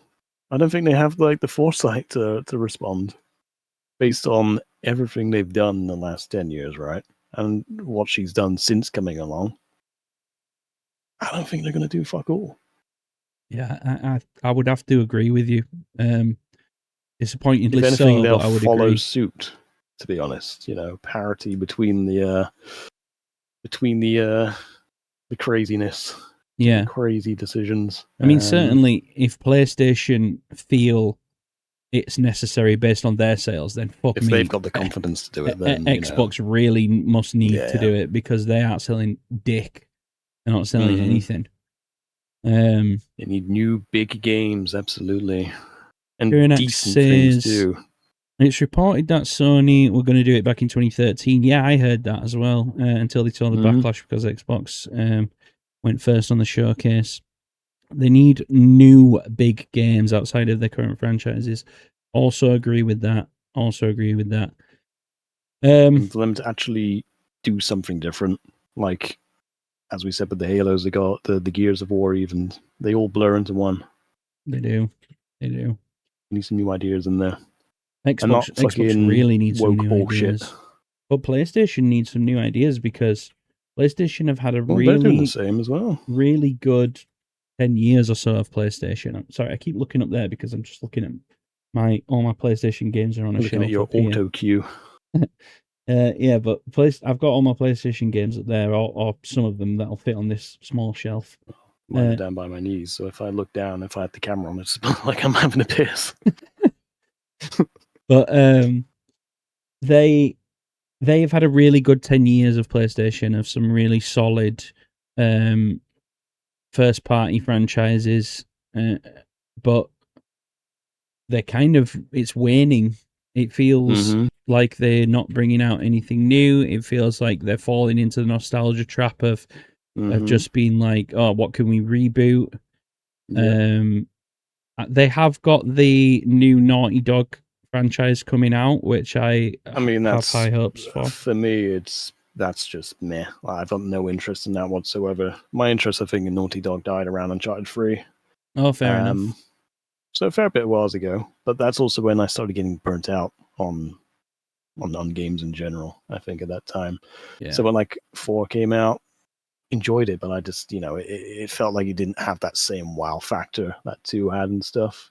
Yeah, I agree.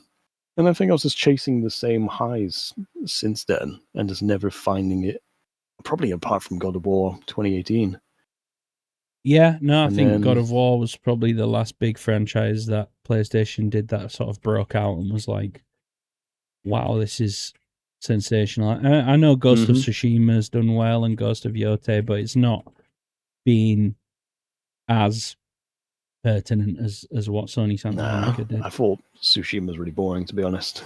I barely made it out the starting area. I was like, this shit ain't for me, you know? Yeah, fair enough. But on the whole, gaming just needs a bit of a refresh, doesn't it? And where the AAA market's concerned, I mean, think about. But when people say the PS6 has, PS5 even has no games, are you in that camp?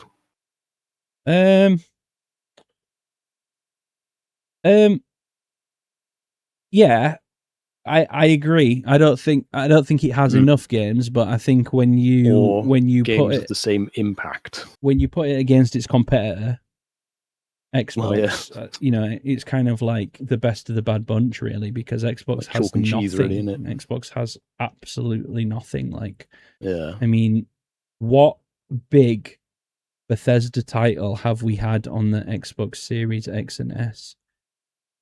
We haven't. Starfield, in it. Well, yeah, I guess that was supposed to be that, but that was dog shit.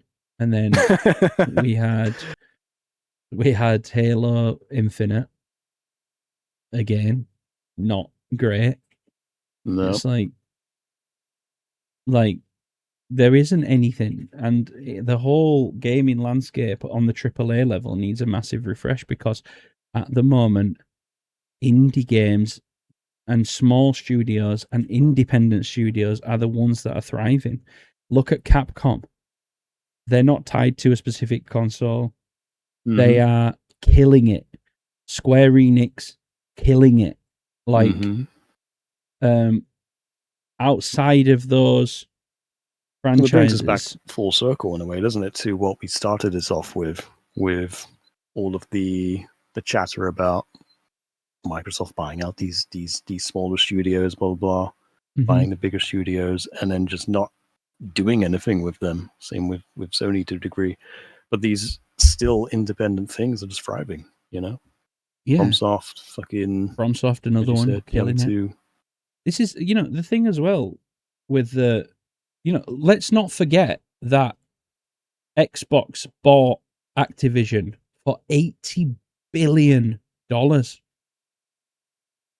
Just insane. $80 billion. Like, just remember that. And they did that. How do you even mostly that? They did that mostly to own Call of Duty. And since they bought Call of Duty is now in an apocalyptic level of downsize. Like, when they bought Call of Duty, it was the franchise. Call of Duty now is the meme.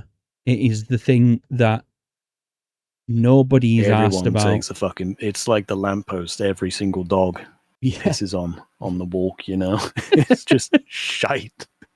And there's been obvious, like I said this to you the other night when we were chatting. Crimson Desert, a game that is divisive, has no business being, from their point of view. From my point of view, it has every right to be where it is. But from a corporation's point of view, it has no business being talked about amongst things like, The Last of Us, Call of Duty, all of these massive franchises. Crimson Desert outsold, and is, in fact, I'll check right now. Let's go Steam. Steam DB Crimson Desert. I don't know if it'll still be the same now, because it's so let's do this. How many people are playing Crimson Desert on Steam right now? Steam charts, Crimson Desert. So currently there are 16,615 people playing it. What's the latest Call of Duty? Black Ops 7? You know what? I was just trying to fucking figure out what the last one was. I think it's Black Ops 7. I think it's 7. Black Ops 7. How do I see how many people are playing it? Are we trying to figure out the same shit? Because I'm looking at the website. I'm like, I don't fucking know. How many people are playing Black Ops 7 right now? Okay, I've been trumped. There's 42,000 people playing that right now. But at the time of Crimson Desert's launch, Crimson Desert was being, it was outplaying Call of Duty Black Ops. It outsold Call of Duty Black Ops 7. It's like this is the franchise that Xbox paid $80 billion for. And then you look across the board at what they actually purchased. They purchased Bethesda so that they could get The Elder Scrolls and Fallout under their belt. They bought Activision so that they could get Call of Duty under their belt. Xbox's most played games right now are Blizzard games. And no one's playing them on Xbox, by the way. Like, World of Warcraft is probably Xbox's biggest franchise right now. Mm-hmm. You can't even play it on an Xbox. Nobody's fucking playing it. Could you translate that into playing on a console? I know, like FF14 or whatever. Yeah, I mean, there's been a lot of talk whatever. about that. I don't know whether it would be possible, and I don't think I would like to see it happen. But the point I guess I'm making is that Xbox made these big fat fucking purchases to keep their console alive, and the only thing that's keeping them alive are the games that no one's playing on their console. It's the most laughable investment in gaming history. And it's just fucking crazy to me. Like, these consoles need a fucking massive refresh. We need new games that are not taking 10 years to develop. We need teams at these companies that work in the same manner that Capcom do and Square Enix do, where they release multiple games a year. And they are exclusive. They are the reasons to purchase these consoles. Because right now, there is no reason for me to do anything with this fucking Xbox than have it sat there on the shelf. Because anything that I want to play on that, I play on my PC instead because it's a better machine. And I can either get it cheaper on... I can either get it cheaper on Loaded or Steam, or I can play it day one on Xbox Game Pass anyway. Mm. The PlayStation, the last games that I have been playing on the PlayStation, the only games that I've spent any amount of time on recently on the PlayStation are either the old classics from the classics library that I've been playing, like Sly Cooper and the fucking Time Splitters games. I've just played back through them. You mean Time Crisis? Yeah. or PSVR 2 games. I've been playing PSVR 2. But, you know, because that's the only reason. At least PlayStation has that. It's not a big draw. Mm-hmm. And a lot of people won't go out and buy a VR 2. Luckily, you know, I have a friend who Big Baz, who comes in chat sometimes. He's lent me his PSVR 2. Without Chris, right? Yeah, he's another Chris. without PSVR 2, I wouldn't have loaded up my console. The next time I load up my console will probably be to play Saros when I get that in a few weeks, hopefully for my birthday. Wink, wink, nudge, nudge, Vicky. But when's the birthday again? 16th, August 16th. There we go. Remember that, everyone. August 16th. Yeah. Make sure you're busy. So that will be the next time that I boot that up. And yeah, fair enough. At least PlayStation is giving me some reason to go back, but nowhere near enough. Nowhere near the amount that I would go on my PlayStation 4. And nowhere near the amount that I should be going on it for the amount that I'm paying for PlayStation Plus, for the amount that it cost me for the console, but for all of that shit. So yeah, it's totally fucked. Like the whole thing needs a big major reset. Capcom games, I've already played 2 of them this year. I'm gonna play on Onimusha when it comes out later in the year. Is that the one you did the little demo of? Yeah, recently? I'm hoping that it's better than the demo, because, like I said, the demo was way too easy. It was, you know, I've caught a bit of heat for that actually on one of my shorts as well. People are like, "Oh my god, you know, fucking like, you're playing a tutorial section and you expect it to be difficult." It's like, no, bro, I'm playing a demo. A demo is supposed to be a sales pitch for a game. It's like, it's supposed to be the thing that ignites my excitement for why I want to buy the game. Like, if you're gonna make a demo, don't just give me the fucking tutorial section. That's on you, you stupid dickhead. It's like the one that we played recently. What was it called that we enjoyed? Valor Mortis. Yeah, Valor Mortis. Like, genuinely an incredibly difficult challenge, and see, for me, oh no, I thought it was pretty easy. Yeah, but you're a fucking Souls god. I'm not. But you're the parry king.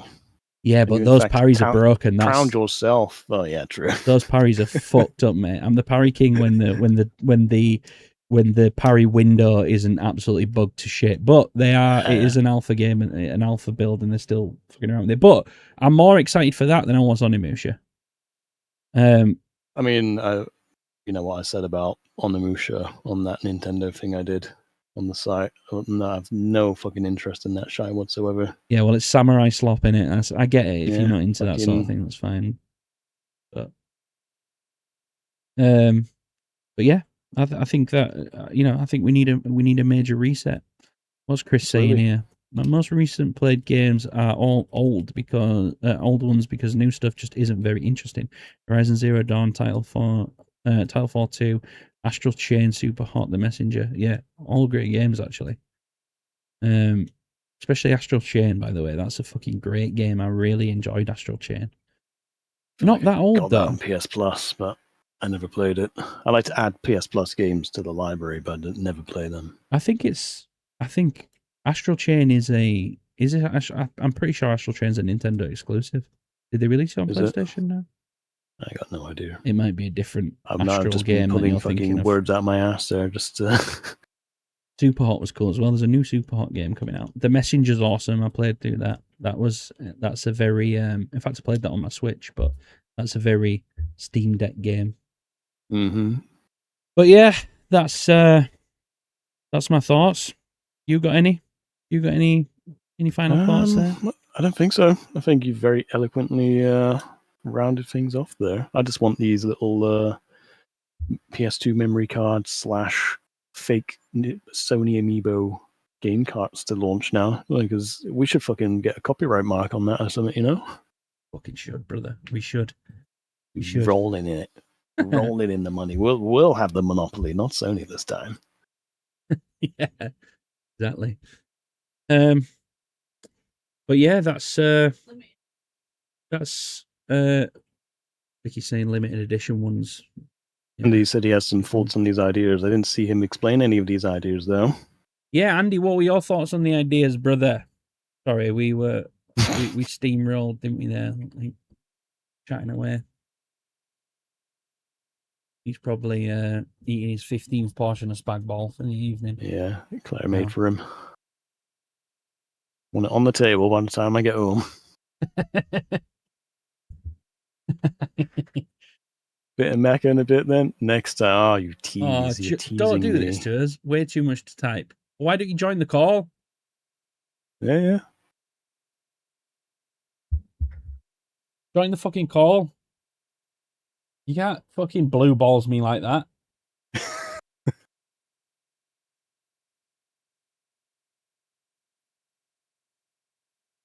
think he's going to join. He ain't going to join, is he? Too busy ordering Claire about the house. My clothes PC on love. My clothes up being ironed.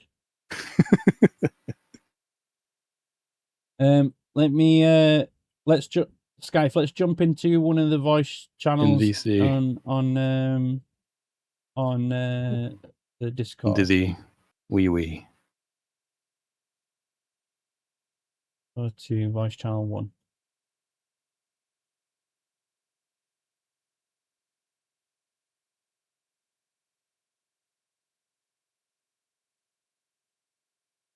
Now do. Hello.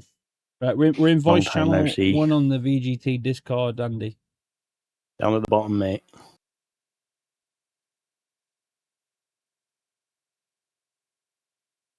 Hello. Here he is. Welcome in. Caller number 1, you're live. Oh, hello. It's backtracking a little bit on what you were saying. about what the fuck were you saying now?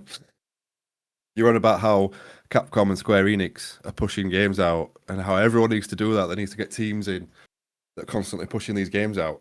But all you see, they are. Just correct me if I'm wrong before I go on a tangent.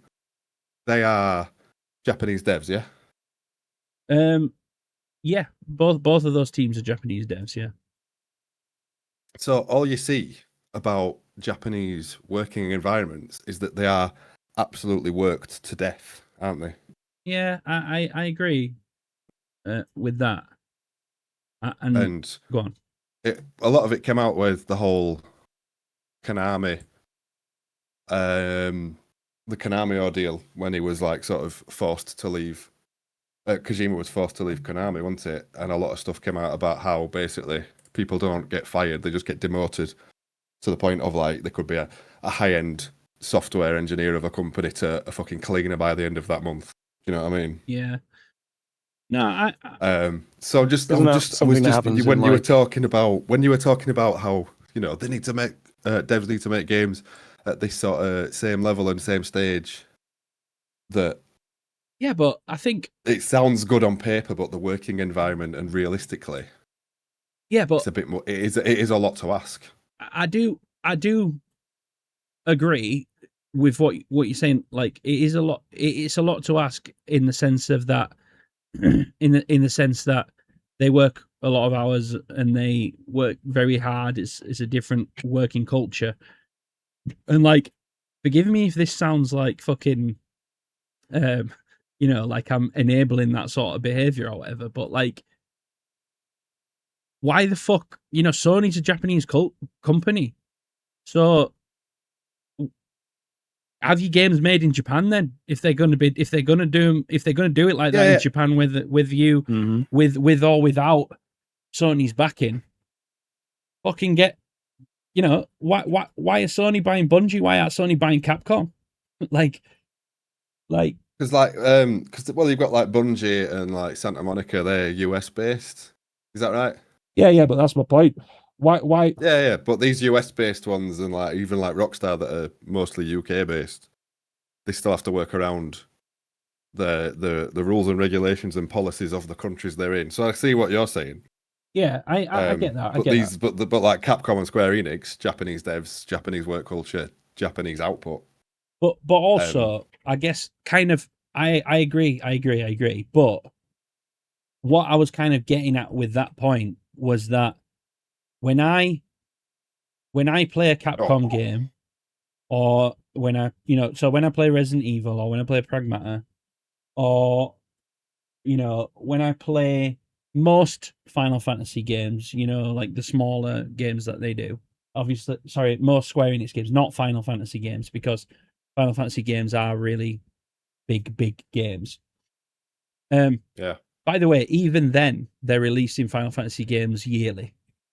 And that does come into that working culture that you were talking about. But on the flip side of that, it's like when I play a Resident Evil game, I'm expecting one to come out every year, every 2 years, and I'm going to get 12, 14 hours out of it, and then some replayability. Whereas there has to be a balance that the American workforce and the British workforce and whoever else is making games can find between. Every game doesn't have to be 150-hour epic. Like, you won't be expecting to put anything less than 100 hours into. I mean, you are if you just do the campaign, but like GTA 6, you're going to be expecting we're going to be expecting a lot of gameplay out of that game. It's like, why, what's wrong with just making a game that is 15 hours long, 10 hours long, and making 100%. one every I've said year? that for ages. Yeah, that's one of my main arguments why I've never played Red Dead 2 is because just give me a 12 to 16 hour story and I'm happy. Yeah, but this is the point. It's like you're these companies. I think you missed the beginning of the conversation, but we're talking about how they're shutting down Ninja Theory, who are making the new Senua game, and they made Psychonauts and some other stuff. It's like, you're going to shut down that company in favor of these companies like Bethesda that are announcing a game 8 fucking years ago and then we've still not seen anything from it. Yeah. Like why not just have Bethesda on Xbox's side and Naughty Dog on PlayStation's side that have these 10-year development cycles, and then these smaller teams like Ninja Theory, why are they not, instead of Xbox and PlayStation saying, yeah, you pitch ideas to us and we'll approve or deny them, but then you'll be held accountable of how well they do and how well they sell. Why are these heads of Sony who act like they know everything about what consumers want? Why are they not saying, this is the game we want you to make, this is the game that you're going to make, and you're going to have it done by 2026. You're going to have the next one done by 2028. It's going to be 10 hours long. This is the concept. You come up with your creative ideas or whatever. Like, why are they not encouraging these smaller developers that they own so many of to create these smaller, concise games that are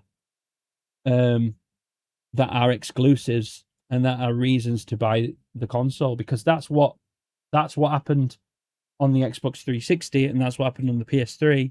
That's even really similar to what happened on the PS4, although we were starting to go that way. It's like those were the success stories of these consoles, those eras. Mm-hmm.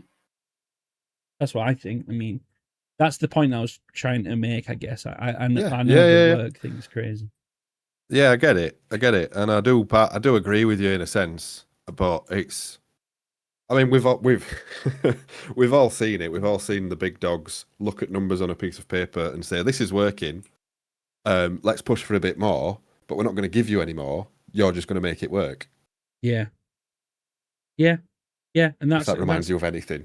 That reminds you of anything, that's the problem, though, isn't it? That's the gaming cultural problem that we have right now. It's like that, and that. Well, it's just work culture in general, and I was only bringing it up because of the Japanese work culture again as well, because of like, yes, they're worked to death and they're shamed out of the door if they don't do it, but also you see these stories of Japanese businessmen not going home on a night because they finish so late and they just get pissed on the street and go to work again the next day. Yeah, do you know what I mean? You're right. Yeah, it is fucked up. I agree. it is fucked for up. For the life, yeah. And I think Joey would love it. Yeah, Joey would love it.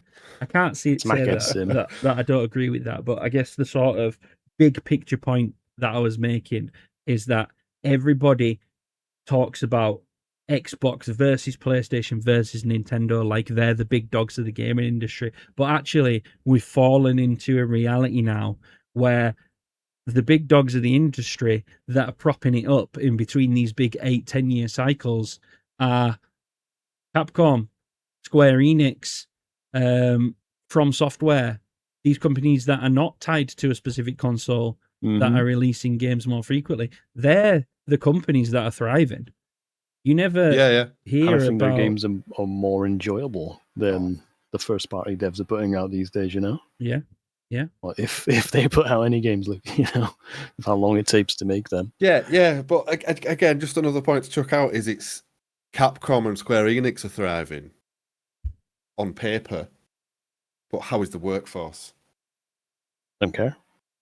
I'm not picking up a game from the shop being like, oh, maybe Jeremy down the office is happy, you know? No, but maybe this is why they're getting away with doing it and not the rest of them. Yeah, maybe. I think that's got a lot to play into it.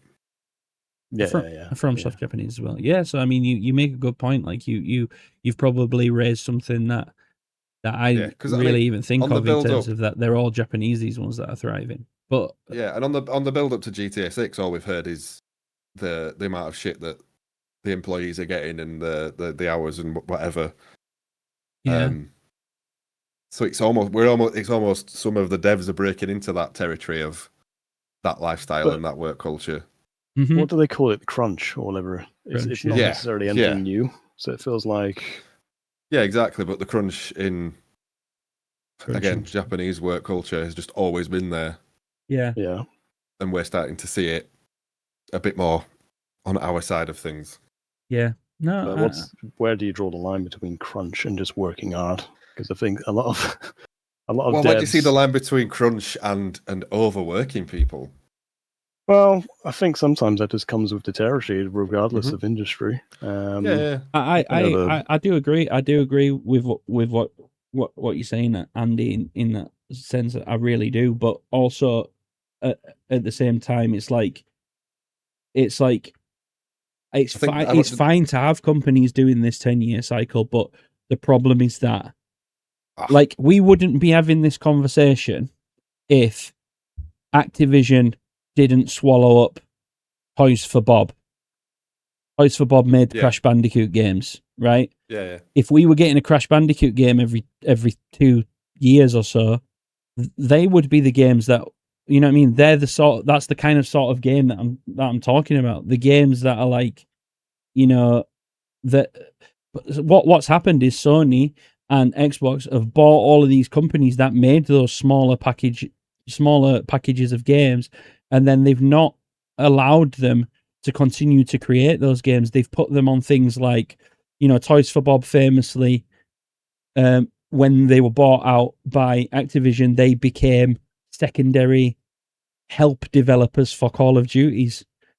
Well, instead of doing that, why have you killed? Why not utilize your team? Franchises like Spyro, like beloved franchises like Spyro, like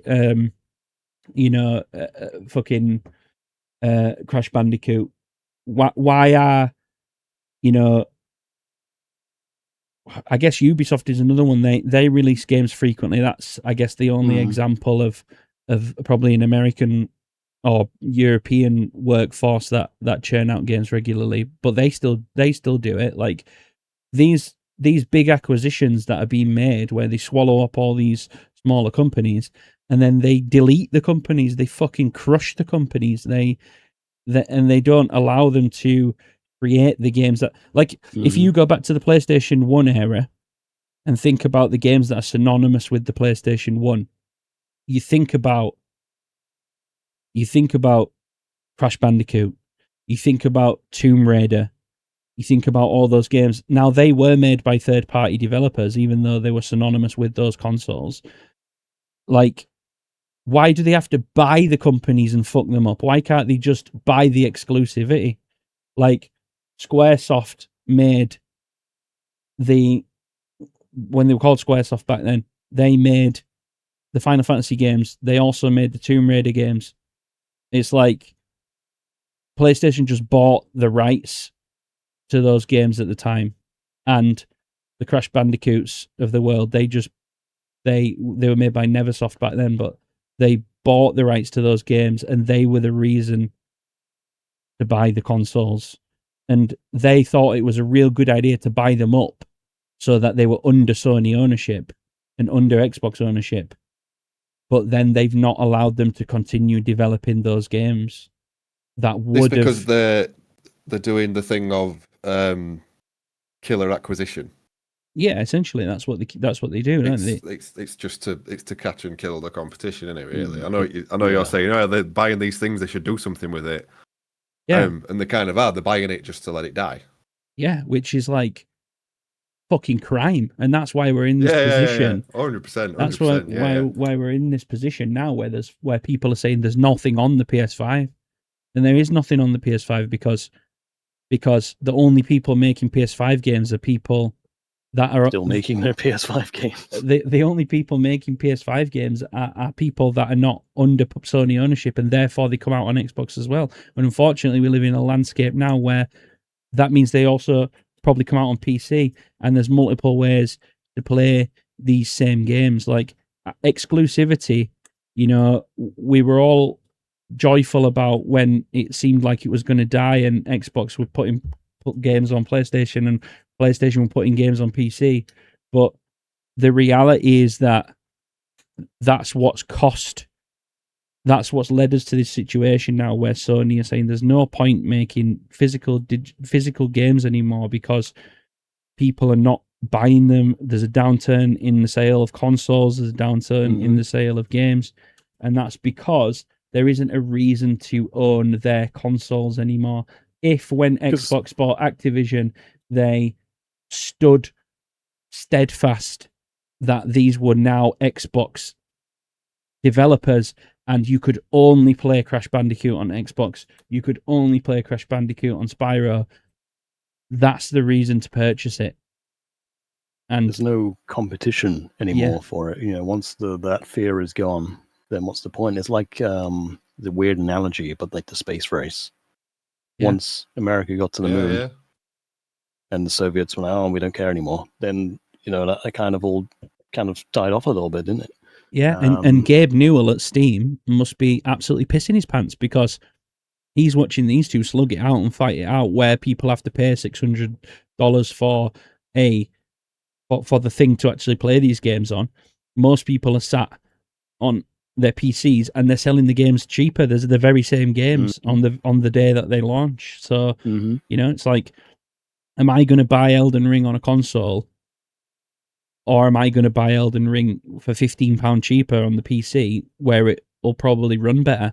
Well, because I'm given that choice, I'm not complaining about it, because I'm lucky enough to own and be able to afford all of the consoles. But that's not everybody, and most people actually, like, they're just gonna, it costs about the same now to build a PC, maybe a little bit more with the upturn in cost of RAM, but like certainly there was a point where owning a PC wasn't that much more cost-wise than owning a say a PlayStation 5 Pro, but there's way more choice, and it's way cheaper to actually buy the games, and they probably will run better because we ain't got frame rate caps and all sorts of that sort of shit.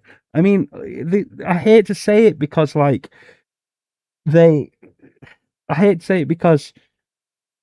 they kind of do monopolize a certain type of the market, and everybody wants to see them do a little bit better, but like make sort of better, more big AAA games. But Nintendo are kind of the only ones who are doing it right. They're still making physical products. They're still making consoles that are playful and colourful and gadgets that people want to buy, and they're making games that specifically can only be played on their consoles. When Splatoon Raiders comes out in a few weeks' time, that's the only place people are going to be able to play it. Pocopia, the only place you can play it is the Nintendo Switch. When the next Zelda comes out, Ocarina of Time remake, you're only going to be playing it on the Switch too. Like that's.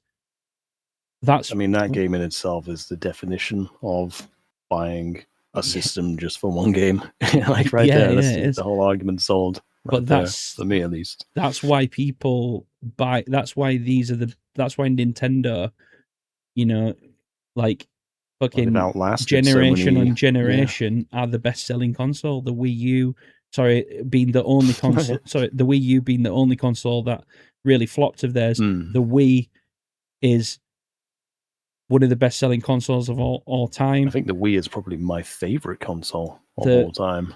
The Switch is about to overtake the PS2, by the way, which is the best-selling console of all time, because that was like lightning in a bottle in terms of where the industry was at. But like, the Switch is about to outsell. It's about to become the best sold console ever. The Switch 2, when they inevitably release more and more games for it that can only be played on it, is going to outsell the PlayStation 5 and has probably already outsold the Xbox Series X and S.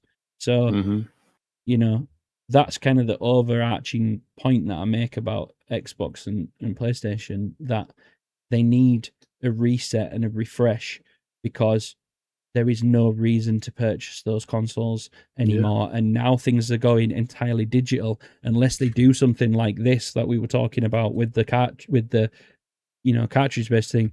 There's going to be even less reason to purchase them. It's like we need a crash almost to get back on track. Yeah. So. Yeah.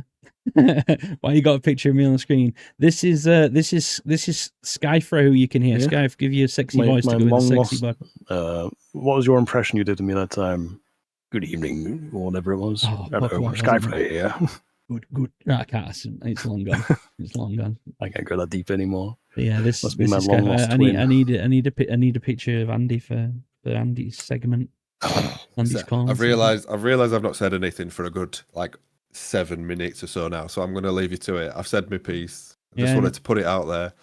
I do agree with most of what you were saying. Well, if not all, I just thought I'd put that perspective out there. It's a really good point. To be fair, I never really thought of it that way. I know that I came up with Ubisoft at the end, but Ubisoft are not exactly. I don't think they're in the same category because yeah, they're releasing games often, but it's not like everybody's fucking chomping at the bit to get the next Ubisoft title. Whereas I think, with that argument on that side, the sort of Western side of it, Ubisoft and Activision, yes, they're releasing games yearly, but they're just almost copy pastes, aren't they? Capcom and Square Enix are doing something new every time. I think comparing it is like chalk and cheese. Yeah. Yeah. Maybe that speaks better for maybe a representation in a way of how uncreative Western devs are now. Yeah, they just don't have the foresight to maybe just don't remember what games are supposed to be at the end of the day. But it is a really good point that all of those devs that I was talking about are Japanese workforces. And like I said, not that I promote that way of working and not that it's nice for the people that do it, but Sony, like I said, it's a Japanese company. If your company is in chronic failure because you can't get enough games out the door, then stop relying on fucking Western developers to build them. If this is what the cost is, fucking, get Japanese development teams. That I'm sure there's tons of great Japanese, and not even Japanese. Korea is on the rise right now. If I was wanting to make exclusive games, I'd be looking at buying companies like, the people that made Crimson Desert or something like that. That being said, they don't need to buy them at all. Let's go back to the model of just buying the exclusivity rights. You don't have to own the company. Allow them to just be the company, but fucking pay for the rights to be this is a game that's going to come out on this console, and therefore, that is the reason to buy this console, because it's the only place that you're gonna buy it, and you don't need me or Skype or you to be the people that say it should be done like that, because the proof is out there with Nintendo. The proof is literally out there that Nintendo are the only company still doing that, and they're the only company still thriving. Yeah.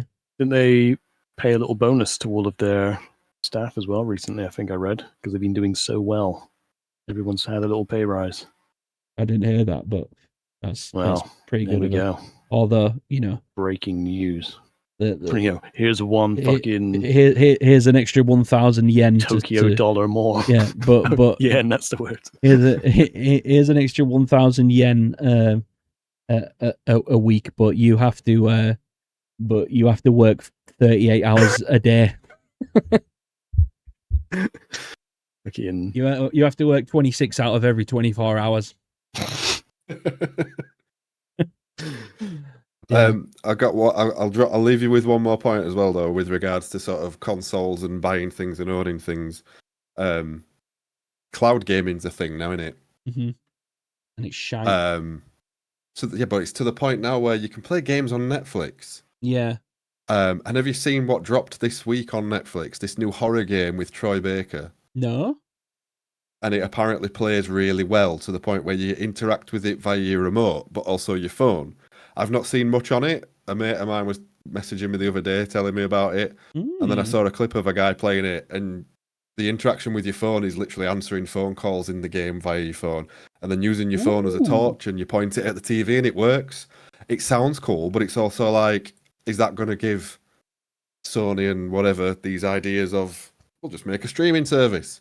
Yeah, well, that's further what on from what they already are, have got. Sounds like Yeah. Microsoft Street, you know? Yeah, it does. It does. Yeah, where to the Project point you Helix. don't even need a console. It's just we'll do it from your smart telly. But look, that's the thing, innit? It's like, I mean, I still think that cloud gaming has got a long way to go. I think that, I don't know if it'll ever quite get off the ground, a bit like VR hasn't. But what I will say is that level of innovation where they're thinking outside the box of what a game should look like and what a game can be is the exact kind of thing that these companies need to give developers the room to breathe to actually fucking create. Mhm. Because Mhm. people are talking just- about that It's just game. money, though, isn't it? Yeah, but Netflix have just done it. This is exactly what I'm saying. There's Netflix. Okay, right. Sorry, yeah, I was. You know. Yeah, go on. Like Netflix. But this is the thing. It's like Netflix are doing it, and yeah, they've been forced to do it because that's within the means of what they can offer on their systems.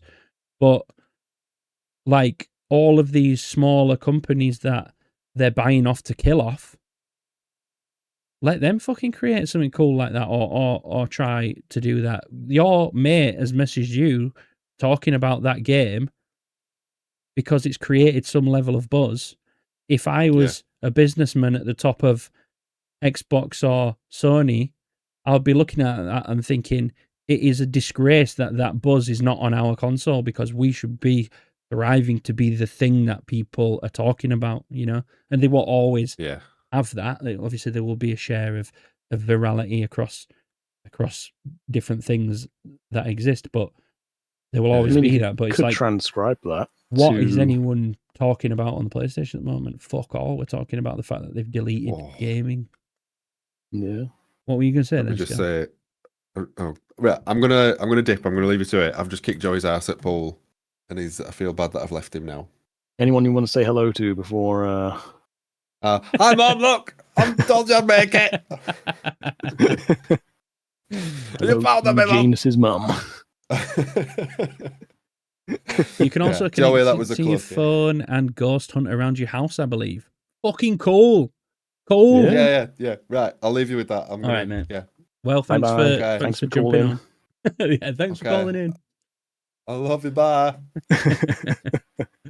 Love you. Bye. Yeah. What were you gonna say then, Skype? I was gonna say that idea of the whole Netflix thing, calling the phone. You could easily transcribe that to how the PS5 currently is. You were taunting about flaunting even about the speaker earlier. You've got the microphone in there. Speaker rings, like the phone, answer it, talking into the fucking controller. There's a way of making it work like that. I mean, the fucking what was it? The original DS had shit like that in like Phantom Hourglass. So yeah, it did, yeah. And the it's these creative ideas again that are just like pew, pew, it's like when Astrobot came out, which was like the tech demo for the PS. Not Astrobot. Astrobot was the full game, but Astro's Playroom. Yeah, which I never Astro's finished. Playroom was sort of the tech demo for what the PS5 could do. Or was that the and it had you blowing PS4 thing? No, it was PS5. They did do the Astro's Playroom was the PS4 thing. Yeah, they did they did an Astro something anyway. But they had you blowing into the pad. They had you really like feeling out the haptics and things like that. And it's like, look, this is all the cool shit that developers can do. Now developers, go out and go out and do it, and nobody has and nobody does because Sony haven't followed that up by being like by buying exclusivity rights. Because if Sony turned around and said, right, I'm gonna, here's all the cool shit that we can do with the PlayStation, Square Enix, we're gonna give you this much money to build a game utilizing those things that's going to be exclusive to the PlayStation. They haven't. They've gone, look, here's all the stuff. Here's all the... Did you just do the knock thing? Fucking hell. I'm really sorry. Joey's got a question for you, and he's asked me to ask. Joey, you can jump in, on? Are you going to jump on Mecha Chameleon in a little bit? Is that what you're doing? Want to play it. Is that what you're doing? Well, I'm running to the shop, and then we're going to come back, and if people are up for Mecha, then we will do some Mecha. Mecha bingo. Yeah, I'm down for some Mecha. Cool. All right. Thank you. Yeah. Be careful on the okay. way to the shop, Andy. But yeah, that's I'll be very quick. Don't get bummed. Okay. I love you. Bye. that idea of them saying, here's all the stuff that the PlayStation could do. Now developers go out and make something. It's like developers are never going to do that because they're not just going to off their own back make a PlayStation, make a game that is exclusively good on the PlayStation, because those same facilities don't exist on the PC and they don't exist on the Xbox. But they're developing games for all three, unless Sony step in or Xbox step in and say, here's the money, make an Xbox game, make a PlayStation game, utilizing the things that our console can do. And then it'll be a selling point for our console and we'll just pay you the money to make it. It's like fucking, it seems painfully obvious to me, Sky. Well, wasn't one of the best selling and one of the best games on the PS4 exactly that? Bloodborne. Yeah, it was. So like Yeah. the formula works. It's there. Yeah. It won't work for Dustbloods, but that's a different story entirely. Well, I mean, they even had timed exclusivity for a while on the Final Fantasy games, right? So, so they are still doing it to some degree, but it's like, you know, an Xbox did it with the last trilogy of the Tomb Raider games. They were timed exclusive on Xbox, but you know, like that the statement has been made now by Square Enix themselves by coming out at Summer Game Fest and saying we're going to launch Final Fantasy VII Part 3 simultaneously across all platforms. Because they've lost faith in the idea of exclusivity because Sony are not backing it and Xbox are not backing it. Yeah. Yeah. So it's like shooting yourself in the foot, isn't it? You know, we need a hard reset. Is the overarching thing? We need a hard reset. This model of console gaming is not working. The consoles are crumbling and dying in front of us, and people are talking about the PlayStation 6 and Project Helix costing, you know, upwards of £1,000. Let me fucking break the news to you, Sony and Xbox. Nobody's going to fucking pay that unless you give them a goddamn good reason to do so. Vicky went out and bought a Nintendo Switch 2 because Pocopia, that's the only place she can play it. You'll probably go out and buy one, play Ocarina of Time. Absolutely. The only thing that is going to sell consoles is console exclusivity. As Tiernex said earlier, I can see this being the last console generation. I can't see this continuing.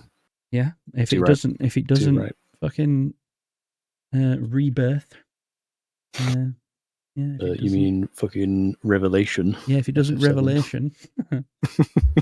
Well, Skype, that was a wonderful 3 hours. We said, 3 hours, was it? We said that we were going to try and keep the podcast to 2 hours. We failed on the very first episode, but that's fine because we've had a great time by all, haven't we? Yeah. So, by the way, for those of you that don't know, me and Skype, we're going to start doing this more regularly. We don't have a full plan for it because we never do. That's okay. As you can tell, because Skype isn't on cam today, he's just here in his rubber ring. My underwear. And his underwear. Bigger rubber ring than I'm used to. But this one was like, we were going to sort of launch the podcast in a few weeks' time, or maybe, I don't know, maybe when I got back from holiday. We didn't really have a plan for it, like we said. But then with all this shit happening, I was just like, let's just get on and just fucking talk about some shit tonight. So we did. But yeah, we're going to do this more regularly. We've got a name for it. It's News Game Plus or NG Plus. Sounds like a genius name. So good. We're testing the waters with that one. But yeah, that's. How did you come up with it? I used ChatGPT, and then that gave me New Game Plus, and then I stuck an S on the end of news. It's just clever. It's so fucking clever. Indeed. So yeah, gonna call it there then. GG's. Thank you, everyone. I'm going to stay on stream because we're going to play some Mecha Chameleon, I think. But yeah, thanks for joining us, Skype. Thank you. Been a pleasure. And We'll hopefully in a couple of weeks there won't be as much drama to report on. Who knows? You never know. Yeah, well, we'll see. What we might be fucking talking about how fucking I don't know what even could be the next thing. Like maybe consoles decide that they're not going to be able to be plugged into a screen. Yeah, probably. Some fucking... Next console is going to be audio only. Yeah, you got to buy each component separately and glue it together, fucking Lego style. Yeah, but do you know what? I do it. I do that. That's some sort of gamification. Well, like this. To be honest, like when I was yeah, exactly. Yeah, when you building that. Well, I've finished work in a few days, so I'm going to have more time to stream. It doesn't look that complicated, you know. There'll soon be an OF console. Yeah. Well, I mean, in some ways they already fucking are, aren't they? We're paying for the subscription services right now, and we're getting cucked. So yeah, we're getting cucked big time. There we go. It's like paying for the privilege, but none of the benefits. I know, yeah. Yeah, Vicky's just made a good point. Imagine when you can't get games for Christmas. That's the reality of December 2028. Imagine some single mother getting a console, going to the shop, not knowing about any of this, and then fucking poor old Timmy has a bad Christmas because he can't get any games. Yeah, exactly. Nothing to open. And that is another good point. Just I know that we keep saying we're going to finish and then not, but like another really good point that Vicky has kind of led me onto there is that parents are not going to understand this. Parents are not going to understand this market shift. So kids are no longer going already. You know, you're having like your Nintendo fucking game printed on them. You know. Digital thing only, no fucking game in this, and same with fucking PlayStation. It's already on the box, but just not obvious enough. And exactly as Steve says, you don't understand it. You're right. You're never gonna. Yeah, exactly. Doesn't take much though, does it, Steve? Vicky's saying, will there still be boxes? That is a good question. I think that I don't know. Will there still be boxes? If there would be. It would, you know how you can buy like Steam vouchers and stuff, PS Plus vouchers in WH Smith. It would probably be like a game version of that. Yeah, that's probably what it'll be, like if anything, code, scratch and sniff. Yeah, right then. I want a scratch and sniff, but like with the jelly beans that you had. Yeah, I would love that. That would be really good. I would like a scratch and sniff of Tifa's armpits for the next Final Fantasy. I want Barrett's ballsack. Fuck's sake. Right, and we'll leave it there. That's a good place as any to end it. But yeah, cheers, Skype. GG's. Yeah, are you? Have you got Mecha? Are you jumping on Mecha, or are you going back on? Nah, it looks shite, mate. What's it called? Fucking Road to Vostok or whatever the fuck you were playing. We gone. Well, I don't know. It's £5.34, I think. Vicky was trying to make me buy it. Well, I say like she had a gun to my head. Vicky not. She recommended buying it, but I didn't. So I thought it looked shit. But saying that, I bought the Metro games the other day and refunded them because they were dog shit. So 88p back in the pocket. He wouldn't listen to me, bitch. That's what you just got. Well, it's maybe fucking £5, bro. That's like 3 Coke cans you have to reduce by. Yeah, and I'm still eyeing up this whole fucking session. I've been eyeing up this can, but I don't want to open it and ruin the surprise, you know, of having it now. But now it's fucking. Can you put it right up to the mic and let us hear the can pop? I've been like muting having my iced water because I can hear it coming through. Are you ready? Right outside next to it. Did you do it? Because. Oh, did it not come through? No, your noise gating is sensational. Oh. I've done it all this time. Yeah, you could have done it all this time. Shit. All right, then. I'm going to jump out of the call. Cheers, Skype. See you later. Bye-bye. Bye, everyone. Bye. Thank you.